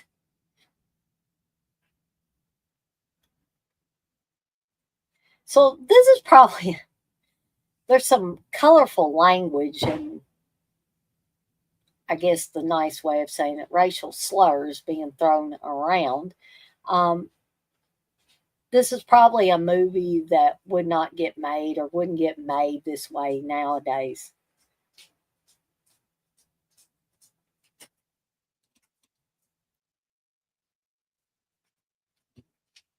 It's okay, Sammy. Poor old Sammy's coming in here. He's scared too.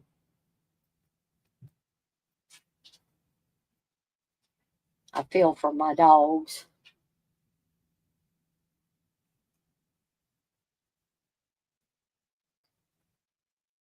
But when people are having fun, they don't tend to think about people's animals.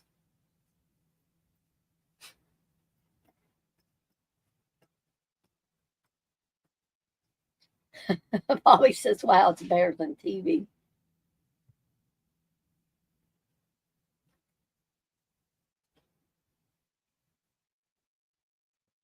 And for those of you guys that like to see some female flesh, you're going to get to see it here. There's some boobage, courtesy of the character of Jan there.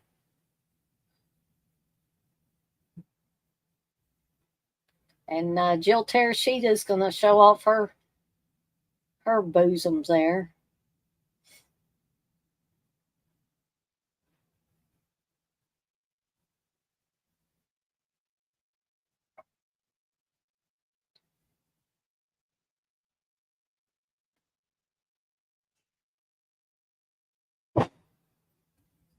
Sorry, yeah.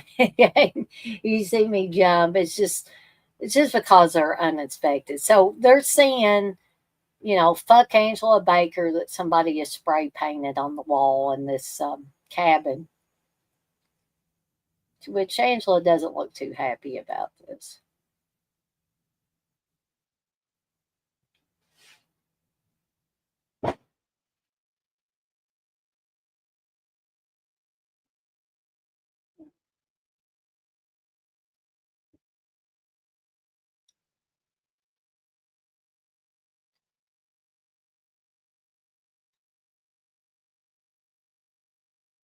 So apparently, Herman and Lily are getting $3,000 a head for these campers.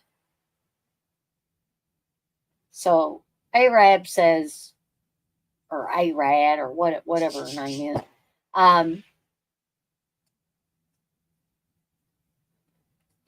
says, I bet the fucking government paid them at least that much for us. When Cindy says that they charged her around $3,000. So Angela is naturally, she's afraid of being discovered by Barney. And so she was trying to kind of casually sneak by the check-in table. But Barney's none the wiser right here. He does not know. And he tells her he hopes she has a good time there. So Angela went to a lot of trouble to get an ID with Maria Nicastro's name and all of that.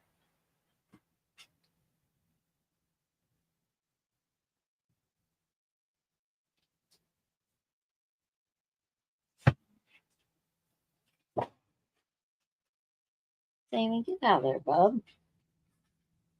So Lily is dividing up everybody into their groups.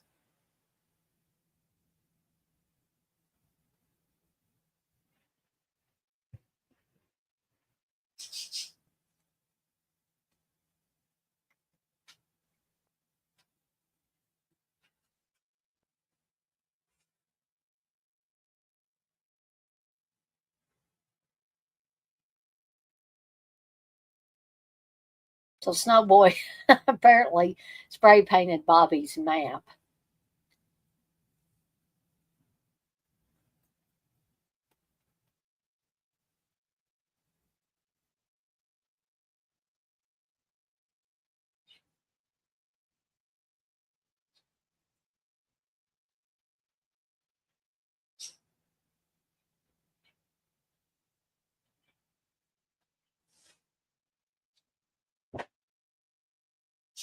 Poor babies.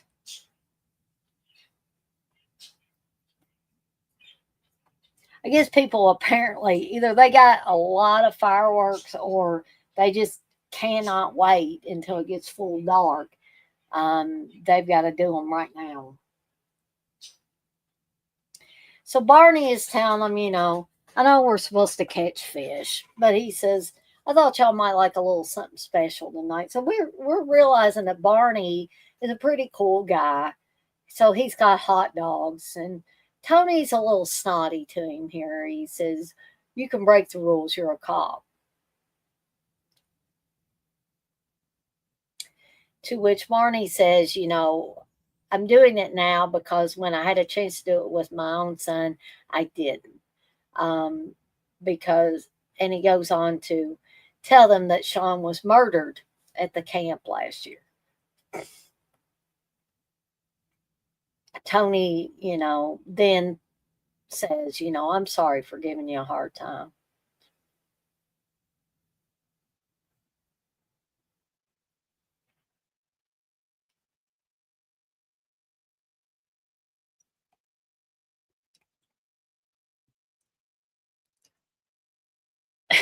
Herman asks Angela, where'd you learn to chop wood like that? And she said, I never chopped wood before, but I've chopped other things. Okay. No offense to Michael J. Pollard. Okay.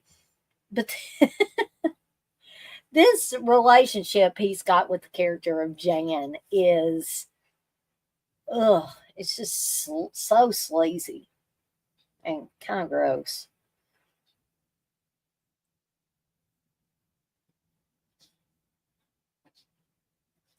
So Jan's being a big baby, and I don't want to eat fish, and Herman's like, sweet pea.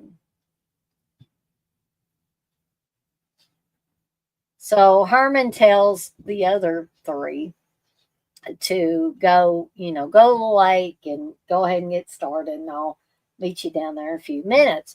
But what he's really wanting to do is get into the pants of Jan, which, like I said, is just really gross and ultra sleazy.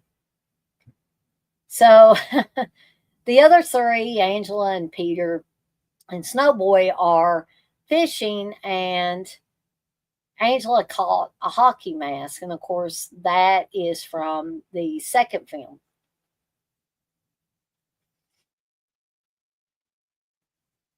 And this is awful. I got a bad feeling that this was real fish that, he's putting. I'm hoping it was a dead real fish that he's putting a firecracker in. I mean, It's possible they're not using a real fish, but it looks real, folks.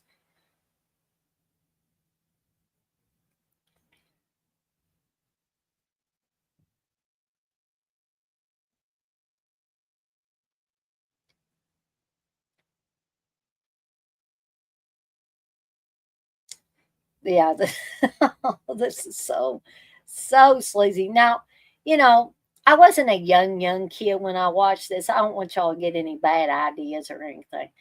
But, I don't think I paid that much attention to how sleazy this scene is.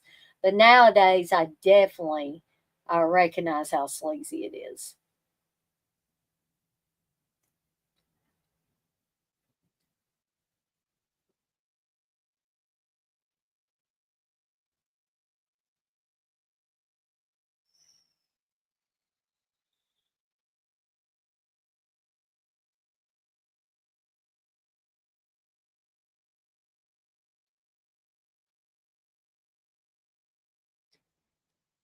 And I think, Michael J. Pollard, I think he's probably doing his best to, not make this as sleazy as it could have become.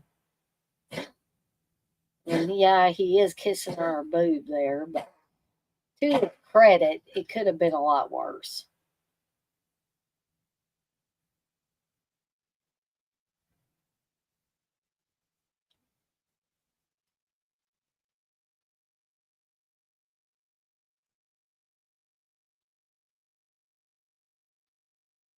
So Angela's showing up again, and we know this is not going to be good, right?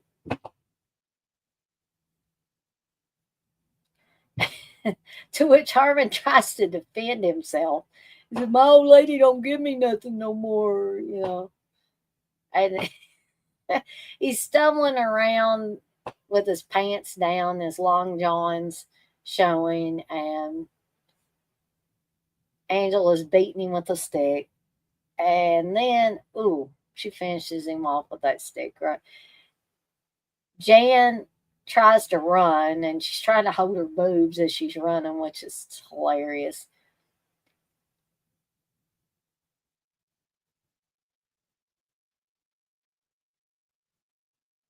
And she says, Angela says, "Good thing you're dead, because in a few years your breasts have been sagging like crazy."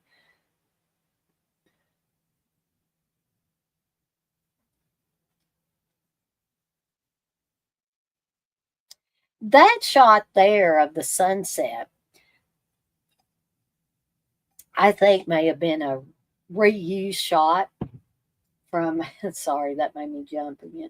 A reused shot from the second film, which would have been easy to do.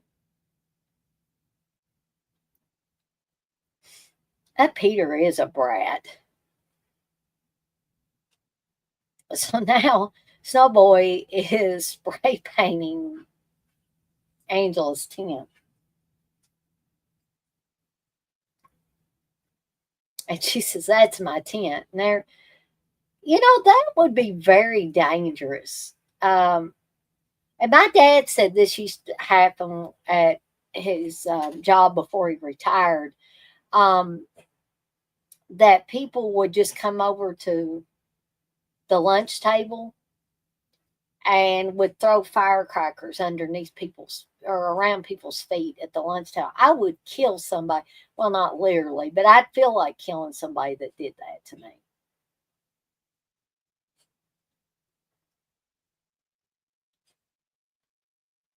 I don't know why the word latrine was used here. I mean, I know what latrine is. It's a bathroom. But again, I'm not sure the particular word choices here. Marcia says, "Well, I've got to go to the latrine." Maybe it sounded better. I don't know. Sorry, Sammy.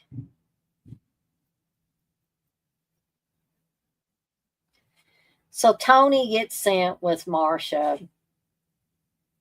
and they're discussing, would you have come here if you knew all that stuff happened at the camp last year? And they're like, "No, I wouldn't have."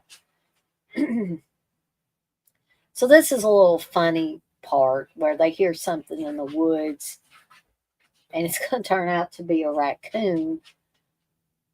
Um, but the way Tony reacts, he's like, oh, like that.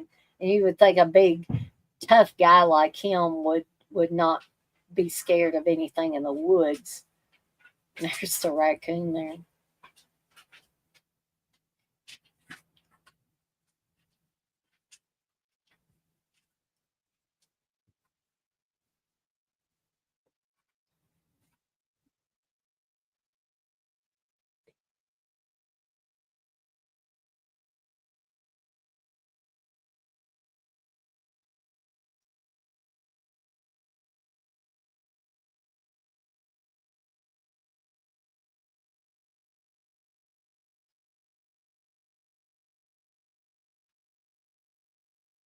And Sammy. Poor old Sammy's under my computer desk. Okay, so this is a pretty. Sorry if y'all hear Brent calling again. Um, it's going to be time for her to have some milk in here shortly. Um,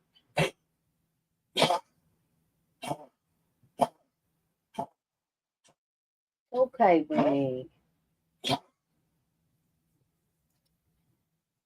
This is going to be pretty gruesome here. So this is what happens when you mess around with Angel and throw one too many firecrackers at her feet. So she put a firecracker in Peter's nose. Imagine rolling over and seeing that and seeing somebody get half their face blowed off.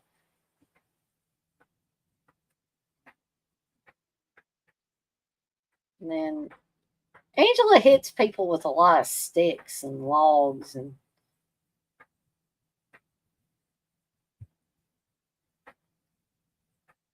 it probably would have been better if, I'm just saying, it probably would have been better if Snowboy had died quickly, because he's just basically knocked out.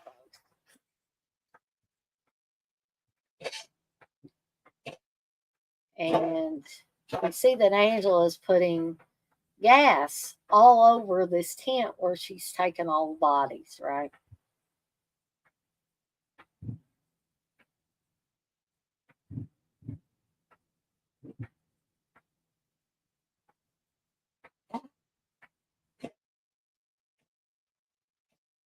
And then throws a flare in there. And if you got your sound on, you will hear Snowboy screaming. So that's why I say everybody else was pretty much dead. And he was just knocked out. So that was unfortunate for Snowboy. And here's a little bit more humor here. As the tent is burning up, Angel is going to put some marshmallows on a stick. She's, going to have herself a marshmallow roast. And then this is what she does when she kills everybody off from one group. She infiltrates another group. How she finds them, I'm not really sure, unless the map that Lily gave to everybody shows where everybody is in the woods. I suspect they're probably not extremely far apart.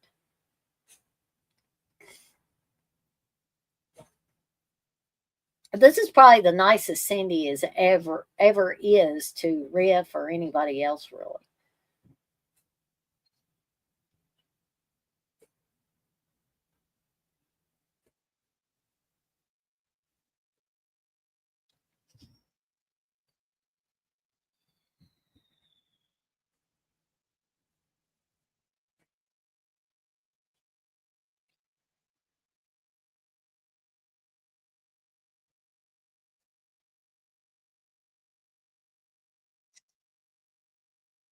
Jill Terashita's character there um, says that Angel scared the shit out of her, and she says, "Sorry, old habit."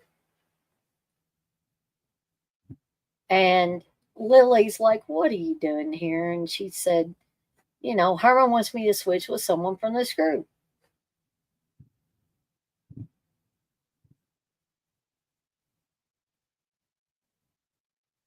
So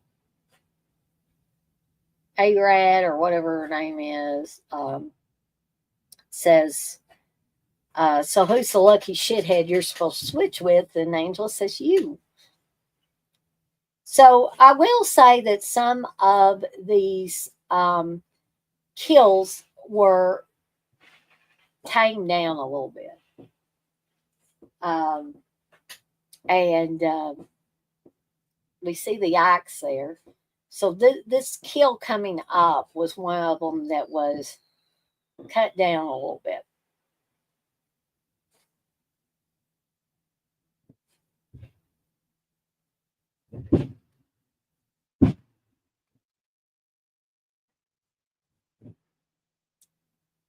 And I tell you, folks, they will go on all night with these fireworks. Oh,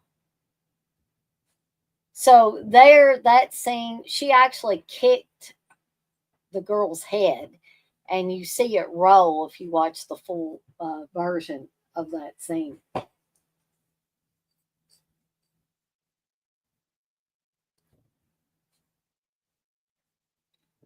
So when Angela gets back, Lily tells them, we're having our sharing time.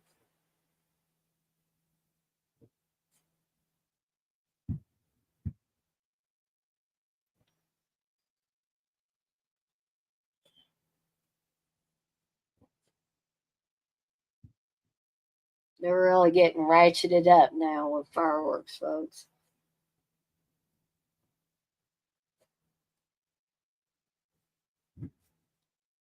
So Riff says he likes movies with tits and blood in them.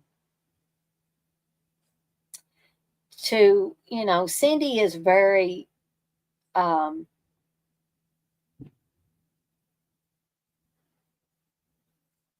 hey,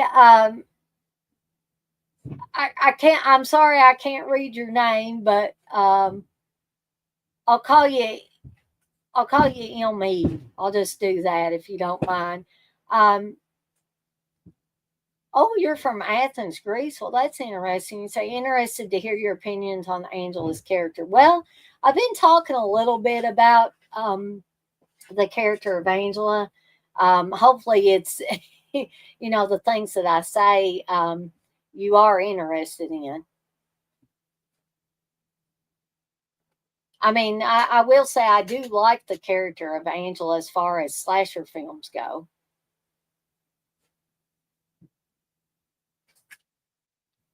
Melita? Oh, okay. I can call you Melita. I just didn't, I sometimes when the names come up, I'm not sure how to pronounce them and stuff, but that's a very pretty name.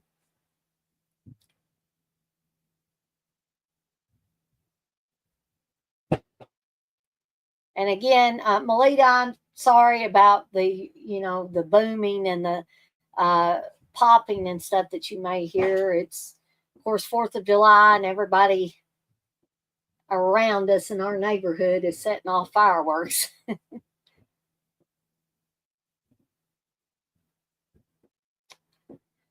So Tony asked Barney, what would you ever do if you saw Angela? He said, I'd kill her. Well, of course he would. She murdered his son.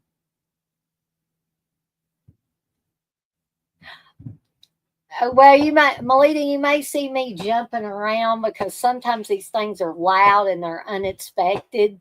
I mean, I don't know when they're actually going to, boom or whatever. And so if you see me jump, I don't mind. But yes, happy 4th of July to you as well.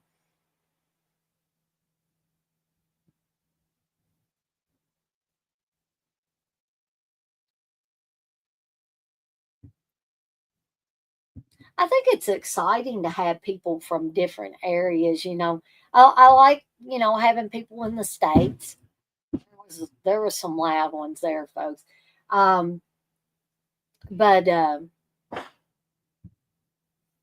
I get excited when there's people like Melita from Athens, Greece. I mean, that's really cool.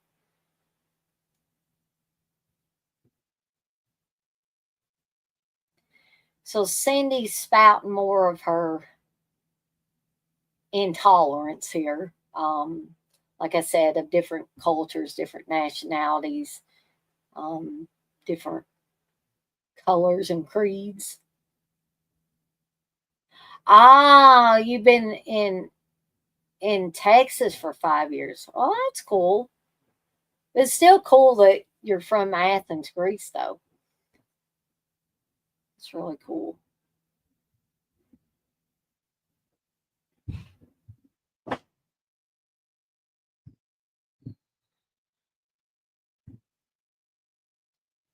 So it's starting to get quite dark around here, and that's why the increase in the fireworks.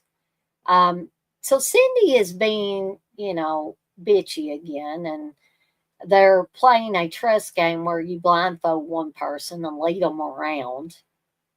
And so Angela wasn't too happy with Cindy, like putting a little turtle up to her face while she's being blindfolded. And she's like, okay, it's your turn.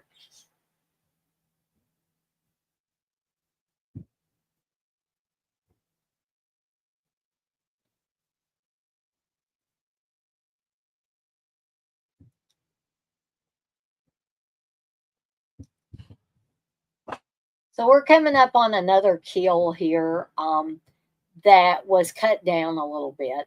Um, there was a lot more, as Joe Bob would say, slime glopoa on the screen when Cindy is dispatched here shortly.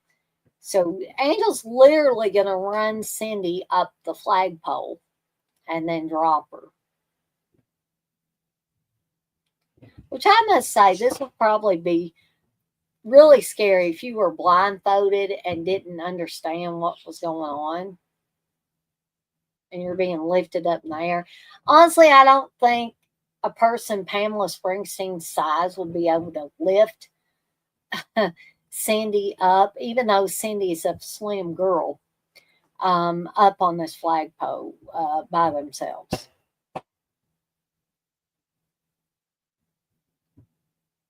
But again, it's a movie, right?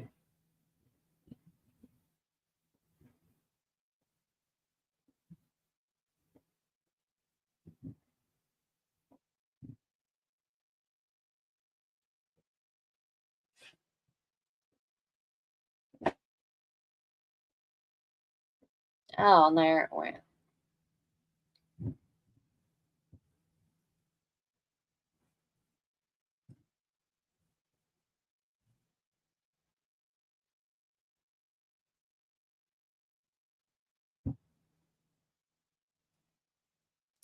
So then Angela makes her way back to Lily, who's cooking a big steak.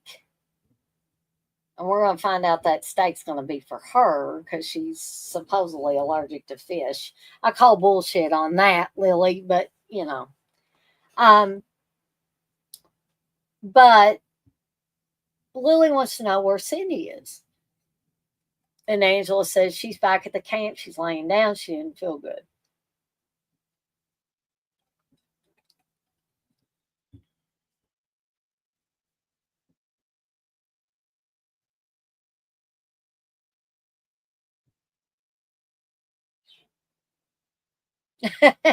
Melita, you say, yeah, but you've got a point. Yeah, well, I mean, it's small potatoes when we're talking about horror films, but I always like to have a little fun when we do these and kind of point out things that, obviously would not be able to be done in real life, but in the fantasy world of movies, it's all good.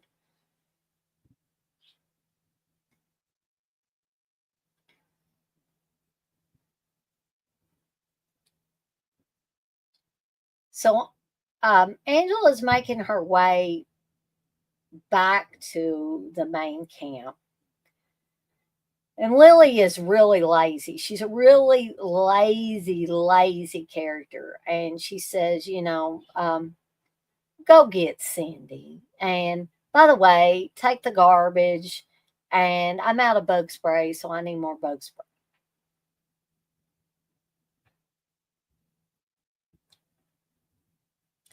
Lily is probably one of the laziest characters I've ever seen.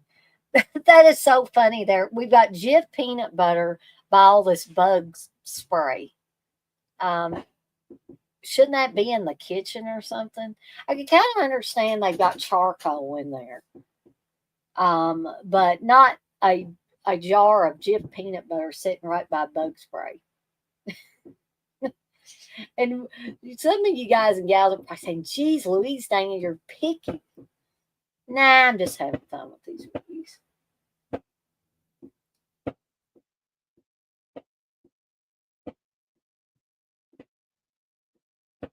So we're going to have a little bit of a flashback here, um,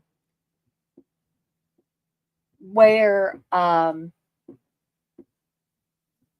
she's gonna have a little bit of a flashback, but it's Angela's version of how things work. And we can see that her recollection, her memory is quite a bit different than what actually happened in Sleepaway Camp 2. Oh,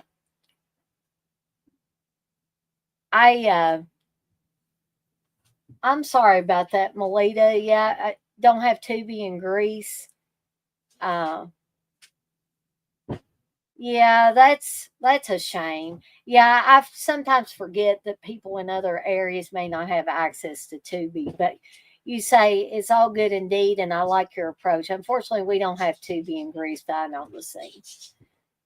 So apparently, you've seen these movies and are pretty well versed. My poor dogs are get. There's some louder ones now, and they're just shaking. I've tried to give them something to calm them, but it's not really doing that for them. Sammy, it's okay, buddy. I got one little dog in my lap and one underneath or halfway underneath my desk.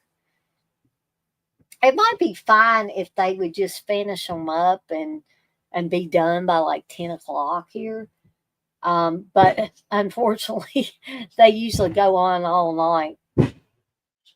Um, you would think these big, loud ones that would be their ending ones, but no. People must spend a lot of money on fireworks around here.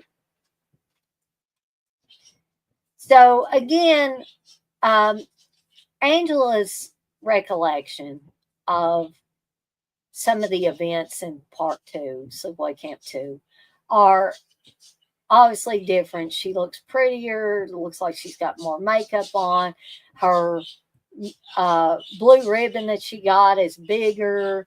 The kids seem to like her, which we know they did not. They're cheering for her.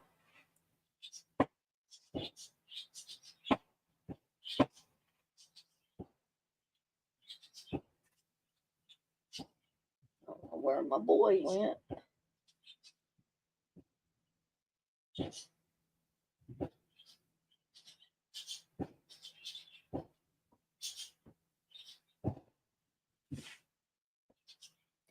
You say, of course, Sleepaway Camp is in my Lux Blu-ray collection. So sorry about the doggy. Yeah, I mean, I don't really like loud sounds either. And when I don't know when the booms are coming, it, like I said, it makes me jump. But I feel more for my dogs than I do myself.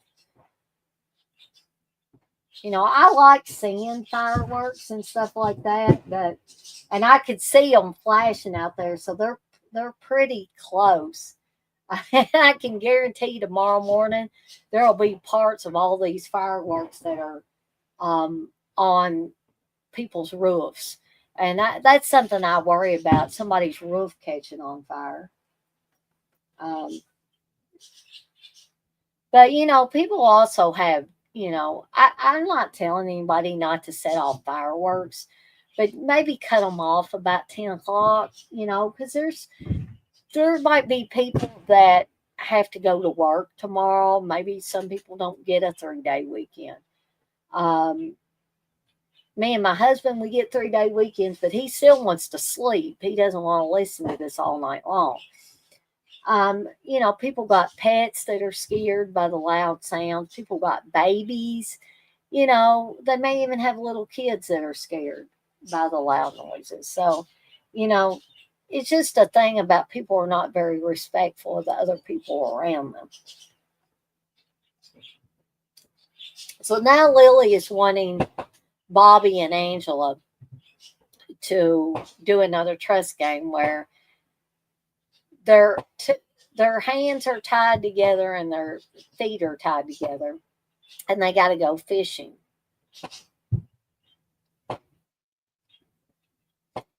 Melita, you say in Europe traditional fireworks are forbidden. We have the ones that don't make noise.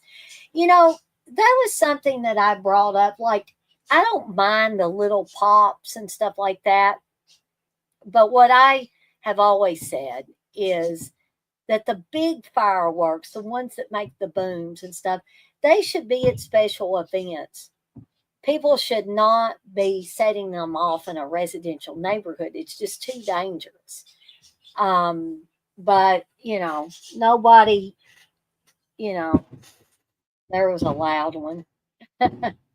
I'm sure y'all can hear that, those of you that are in here. Um, Hopefully it doesn't sound as loud with y'all listen to it as it actually does here. Um, but again, like I said, it's almost 10 o'clock now here, and you would think that people would go ahead and get done, have the big ones, and be done with it. But they'll go on at 11, they'll go on at midnight, they'll be doing this at 2 or 3 in the morning. And I just, it boggles my mind thinking of how much money they've spent on fireworks. But yeah, it'd be nice if the United States would, make the at least these bigger fireworks forbidden, at least in neighborhoods. I agree, Melita. It's dangerous and harmful for both some humans and almost all animals. Very stressful. Exactly. I have one of my little dogs, my little girl's here in my lap now, and she's just trembling all over. Like I said, I tried to give them something that would help them relax, but unfortunately, nothing, I guess, is 100% foolproof.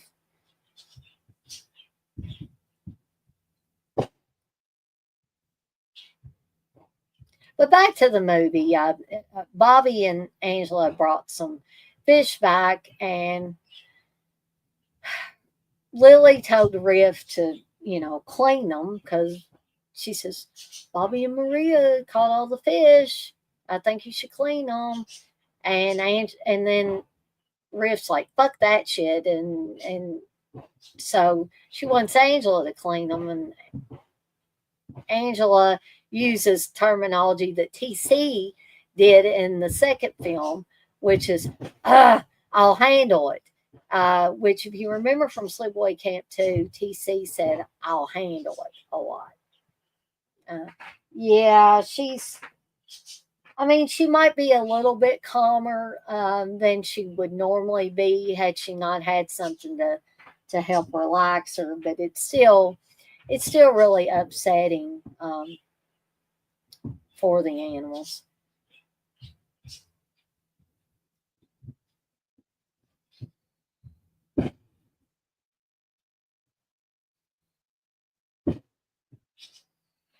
So we're back to Marsha and Tony, who are starting a little relationship here. Yep, exactly, Melita. It is a homage to the line from the previous film, which, as I said earlier, these films, Michael A. Simpson pretty much directed them back to back.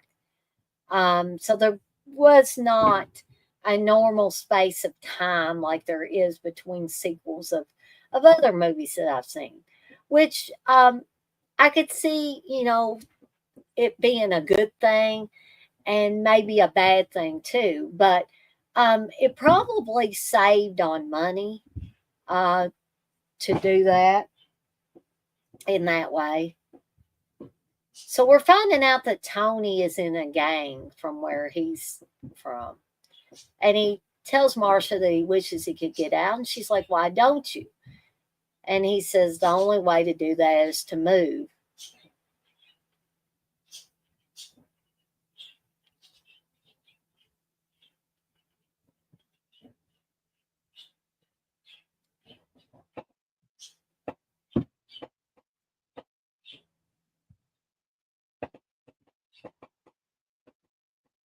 And I think, if I'm thinking right, this actor playing Tony, his name is Mark Oliver.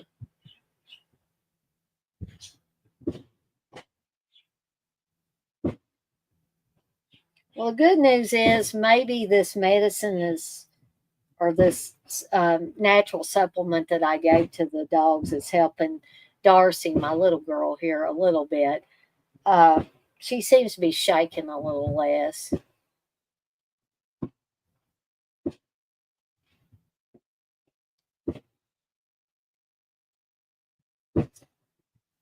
So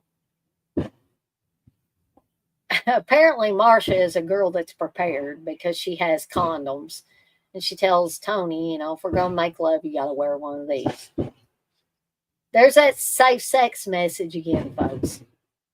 Hey, Johnny Horror, welcome back. Or, I mean, you may have been here and I just didn't see you chatting.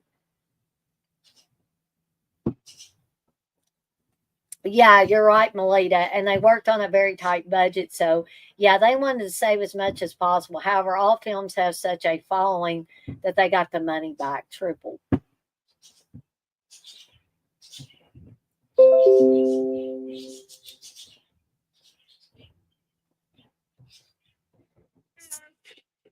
Whoops.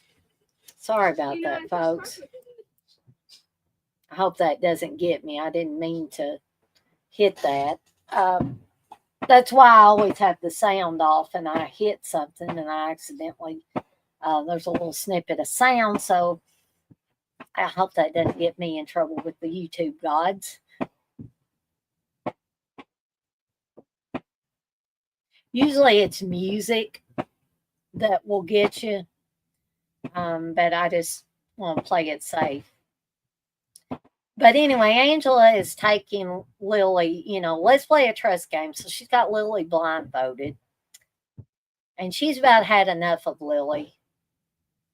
And she's going to put her in the trash where they bury the trash.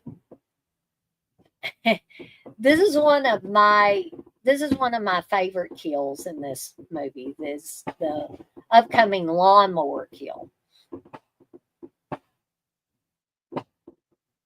And this was another one. Like I said, the kills in this film were cut down quite a bit.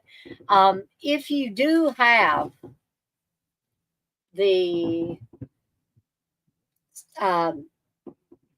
Scream Factory releases of these, of 2 and 3, there is a work print for part 3 that is a little rough and may not have all the audio in it. But if you want to see the full kills in this and all their gory, that's one way you can do that. I think on some of the releases, there's also been just a deleted scenes or extended scenes or whatever. So this lawnmower kill was another one that was cut down. So now Lily is not being nicey nice. She's calling Angel a little shit. And wee, here comes the lawnmower here.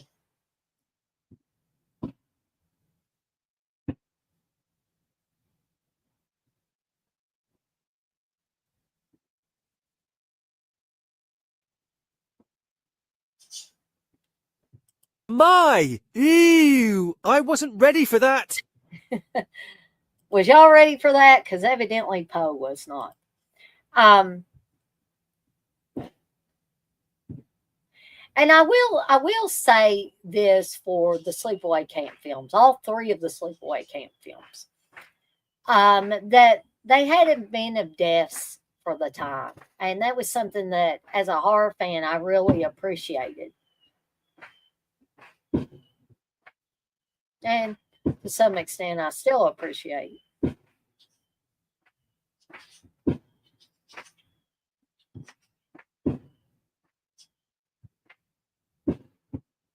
So now she's got Bobby thinking they're going to play some kinky sex game, and he's allowing himself to be tied up, tied to a tree, actually.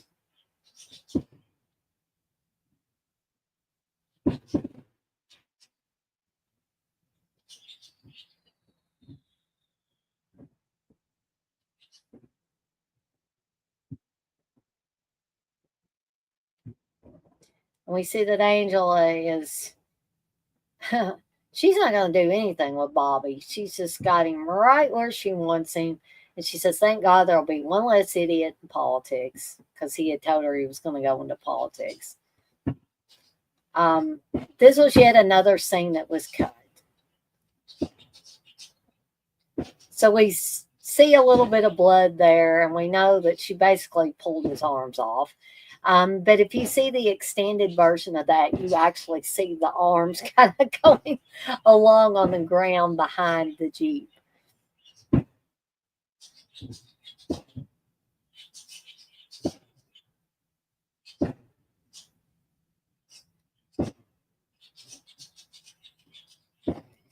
Malia, you say Scream Factory did an okay job, although a little jaded. It's 5 a.m. here in Athens, so Elvis must leave the building. Nice chatting with you. Greetings and happy 4th of July to all Americans. Well, thank you, Malia, and thank you for stopping in. You're welcome anytime. And again, I was glad to see a new face in here. I hope you had a good time.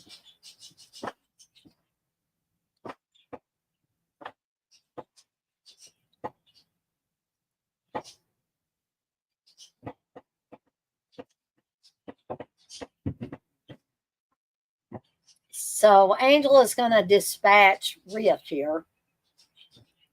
But before she does, she made a little rap tape for Riff.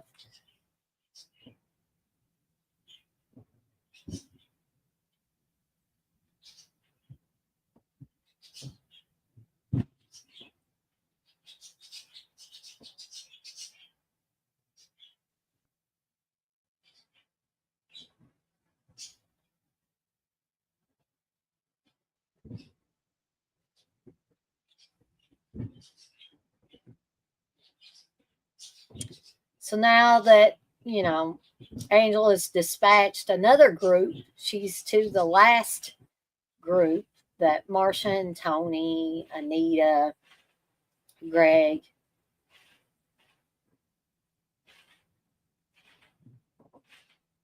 And she says she's supposed to switch.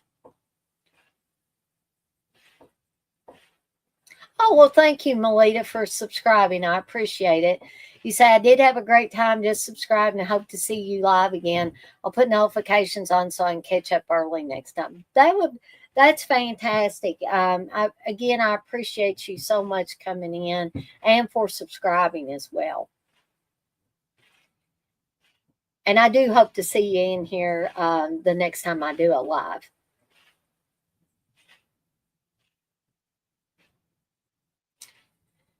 So Angela fakes, well, it appears that she fakes this, twisting her ankle.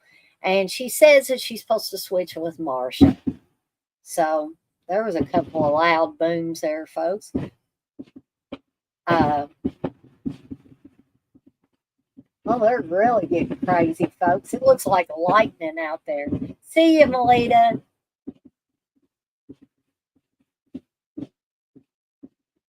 See, I don't even have to have my own fireworks. All I'd have to do is look out the window and see this stuff.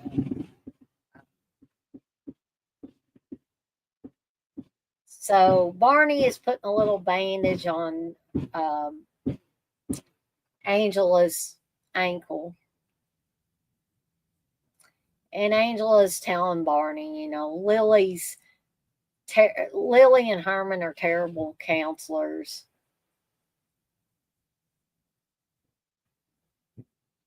And she says that Lily is so lazy she just sits around all day. And she tells Marcia she's sitting out there right now.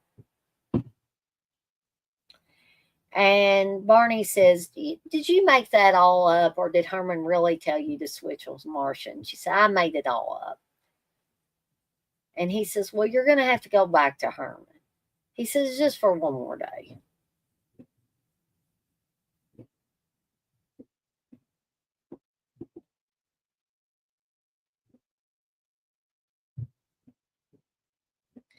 And Marcia says, "Does Lily just really sit around all day?" And to which Angela says, "Yeah, she sure does. She's sitting out there right now." And she says, "It's not a pretty sight, and it's not going to be a pretty sight because we know what happened to Lily a few moments earlier." There's Lily,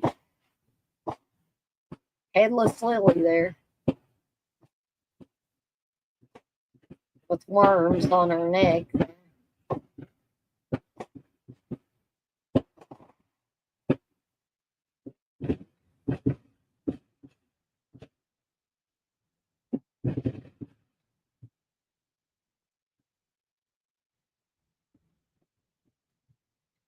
And Angel says, "Seems like every time I go to camp, somebody loses their head." So there's that little bit of humor interjected in there as well. And so this is a callback to the second film. And she tells Marcia, "You remind me of this girl I knew, Molly. She was really nice." And Barney's telling Marcia to run out to the highway right now because he saw what has happened. And he knows that there's a snake in their mist, or however you pronounce it. Sorry, I haven't had a lot of alcohol today or anything like that. I just sometimes have trouble getting words out, folks.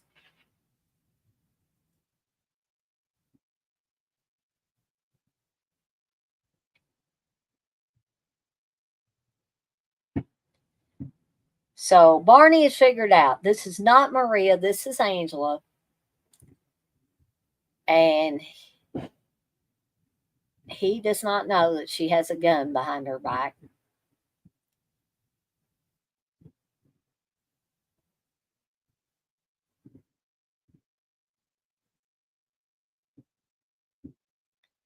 But I like the character of Barney, but he is really stupid, folks. Because he's supposed to be a cop, gang, and he's not very vigilant, I guess is the best way to put it.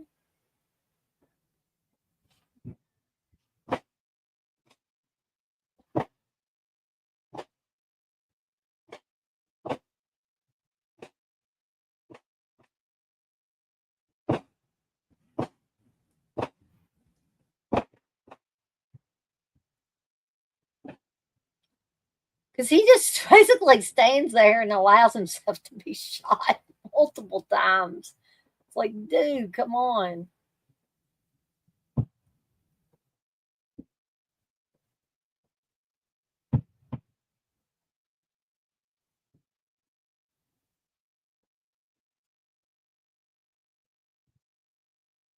So, of course, now that she's dispatched Barney, she's going to take the Jeep and go after Marcia. So, we're getting down to the last few minutes of this film. This one's about an hour and 20 minutes long, too. Hour 19, hour 20.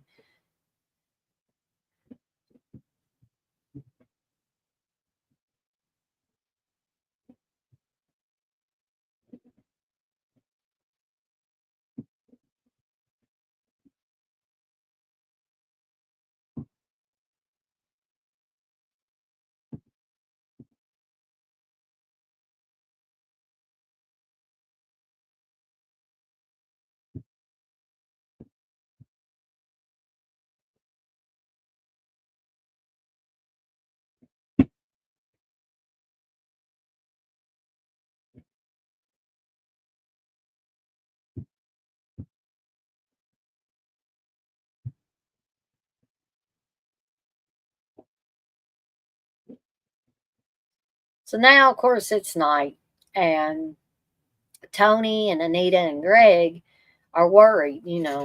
That was hours ago, man. Tony says. So Angela shows back up and says Barney wants to see us all at the main camp, and Marcia's there too. We're going to play some kind of trust game.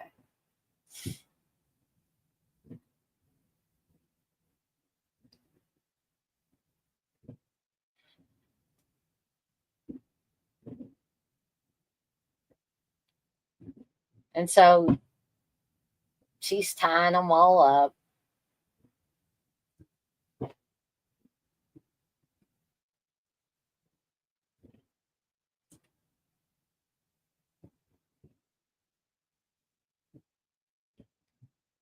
So Angela's saying, "Is that Barney?" And she keeps pointing out into the darkness. And then she says, "Is that him?" "Nope." And she said, "Oh, there he is," and cuts a rope, and down comes Barney. And typical kind of like slasher film entrance, kind of like a Friday the 13th movie.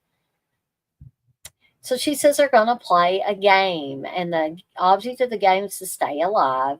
Marcia is in one of the three cabins, and they have so long to find her. You have exactly 2 minutes to find out which cabin she's in.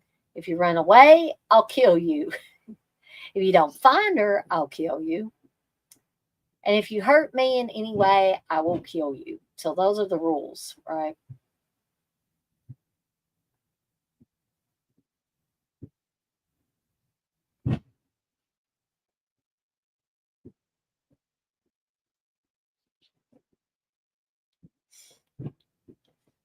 So she says, "You think I'm joking?" She cuts Greg's face just to prove that she's not joking. And she says, "Y'all lost 15 seconds."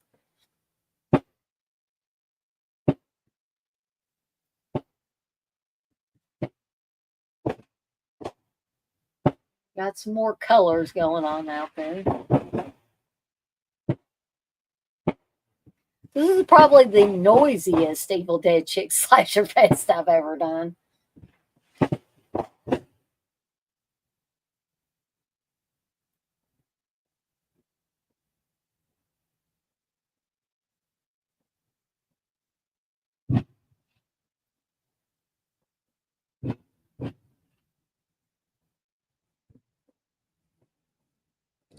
Finding all the bodies, but they're not really finding Marcia yet. They got 1 minute.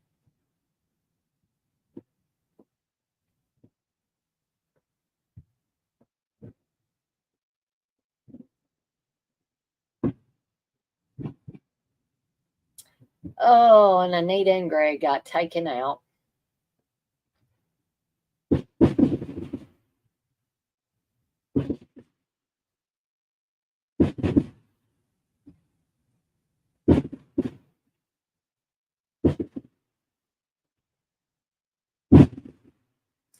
Like I told you, these are some heavy duty fireworks, and they probably will go on like this until up in the morning sometime.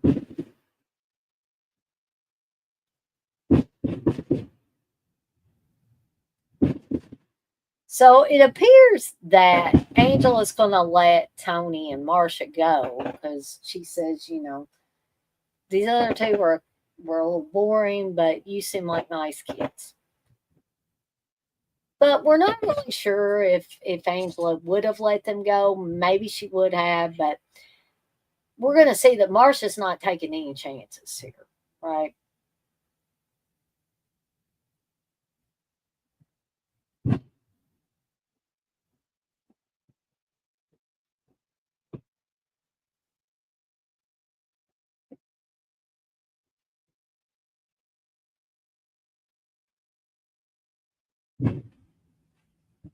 So she stabs Angela. You know, she'll use an axe on her and everything. She's stabbing her in the stomach. Tony comes over and says, "Stop it, stop it. It's over with." Right? So they're gonna call the police.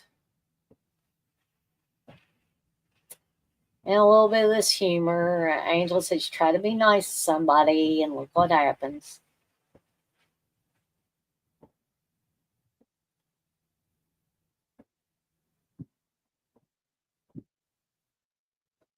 And it appears that maybe Marcia may have taken Angela out. I wonder. So I liked Marcia up until this point. Um, because Tony has fell head over heels in love with Marcia. And he says, I'll move to Ohio. We can be together forever and get married. And she says, Tony, I kind of already have a boyfriend. It's like, whoa, what kind of bitch does this to a guy? This is when I didn't like Marcia. I liked her the whole rest of the film. But this part, it's like, why? You know.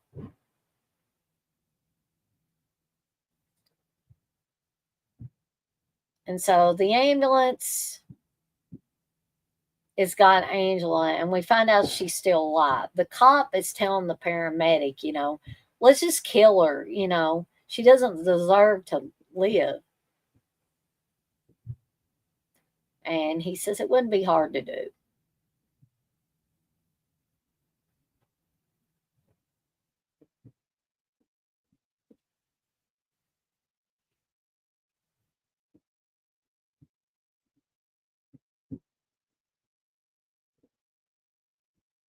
So she stabs him with a big needle in the chest and then stabs the cop in the eye.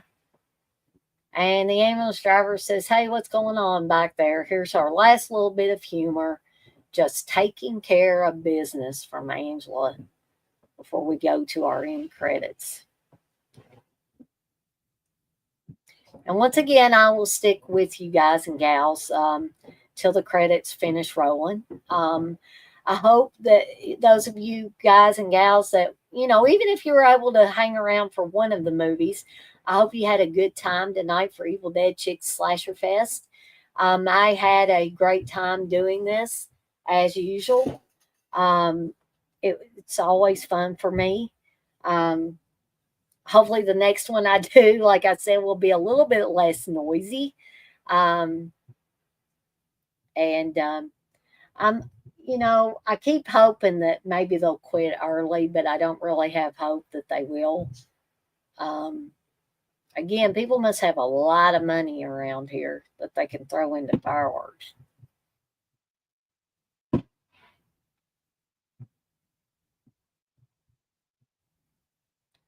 And their answer to me, if they heard me complain, probably, well, geez, it's a Friday. We should be able to do this if we want. Now, I know there was a few years ago, two or three, or a few more years ago. I can't remember. I had COVID that last time, and it just killed my brain cells, I think. But here in our neighborhood, at least, we had a little uproar because people kept setting off fireworks way, way after 4th of July. In fact, they were setting them off all year around, just at random times. You just be sitting there watching TV or relaxing or something. All of a sudden, boom. And some people got really pissed off because some other people in the neighborhood turned them into the cops.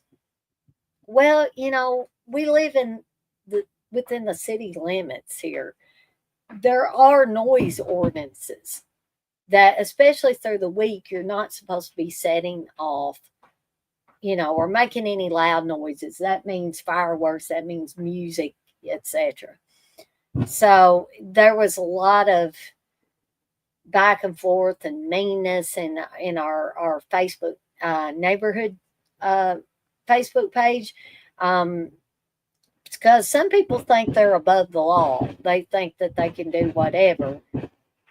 And so, Thankfully, after that year, it's that kind of stuff stopped. But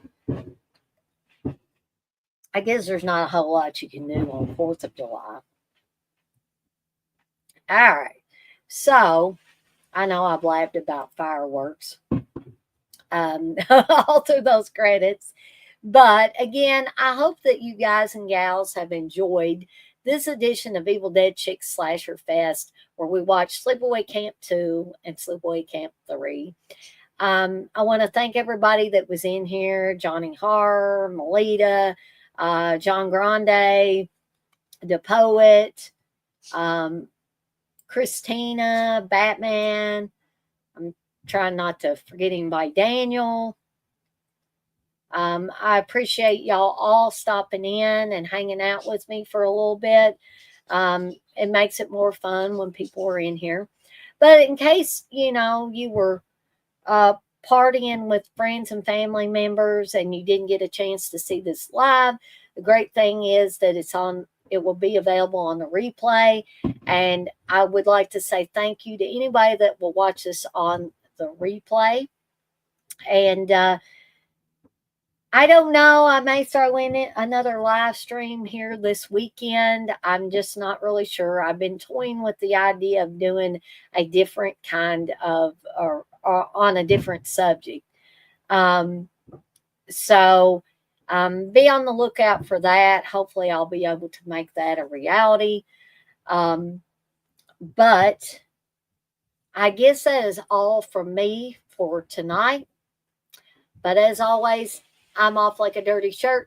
This shirt ain't dirty, but I'm off like one. And I want to remind everybody, as I always do before I get off of here for the night, to be kind to one another and blaze that trail. Have a fantastic rest of your 4th of July, folks. And I'll see everybody next time.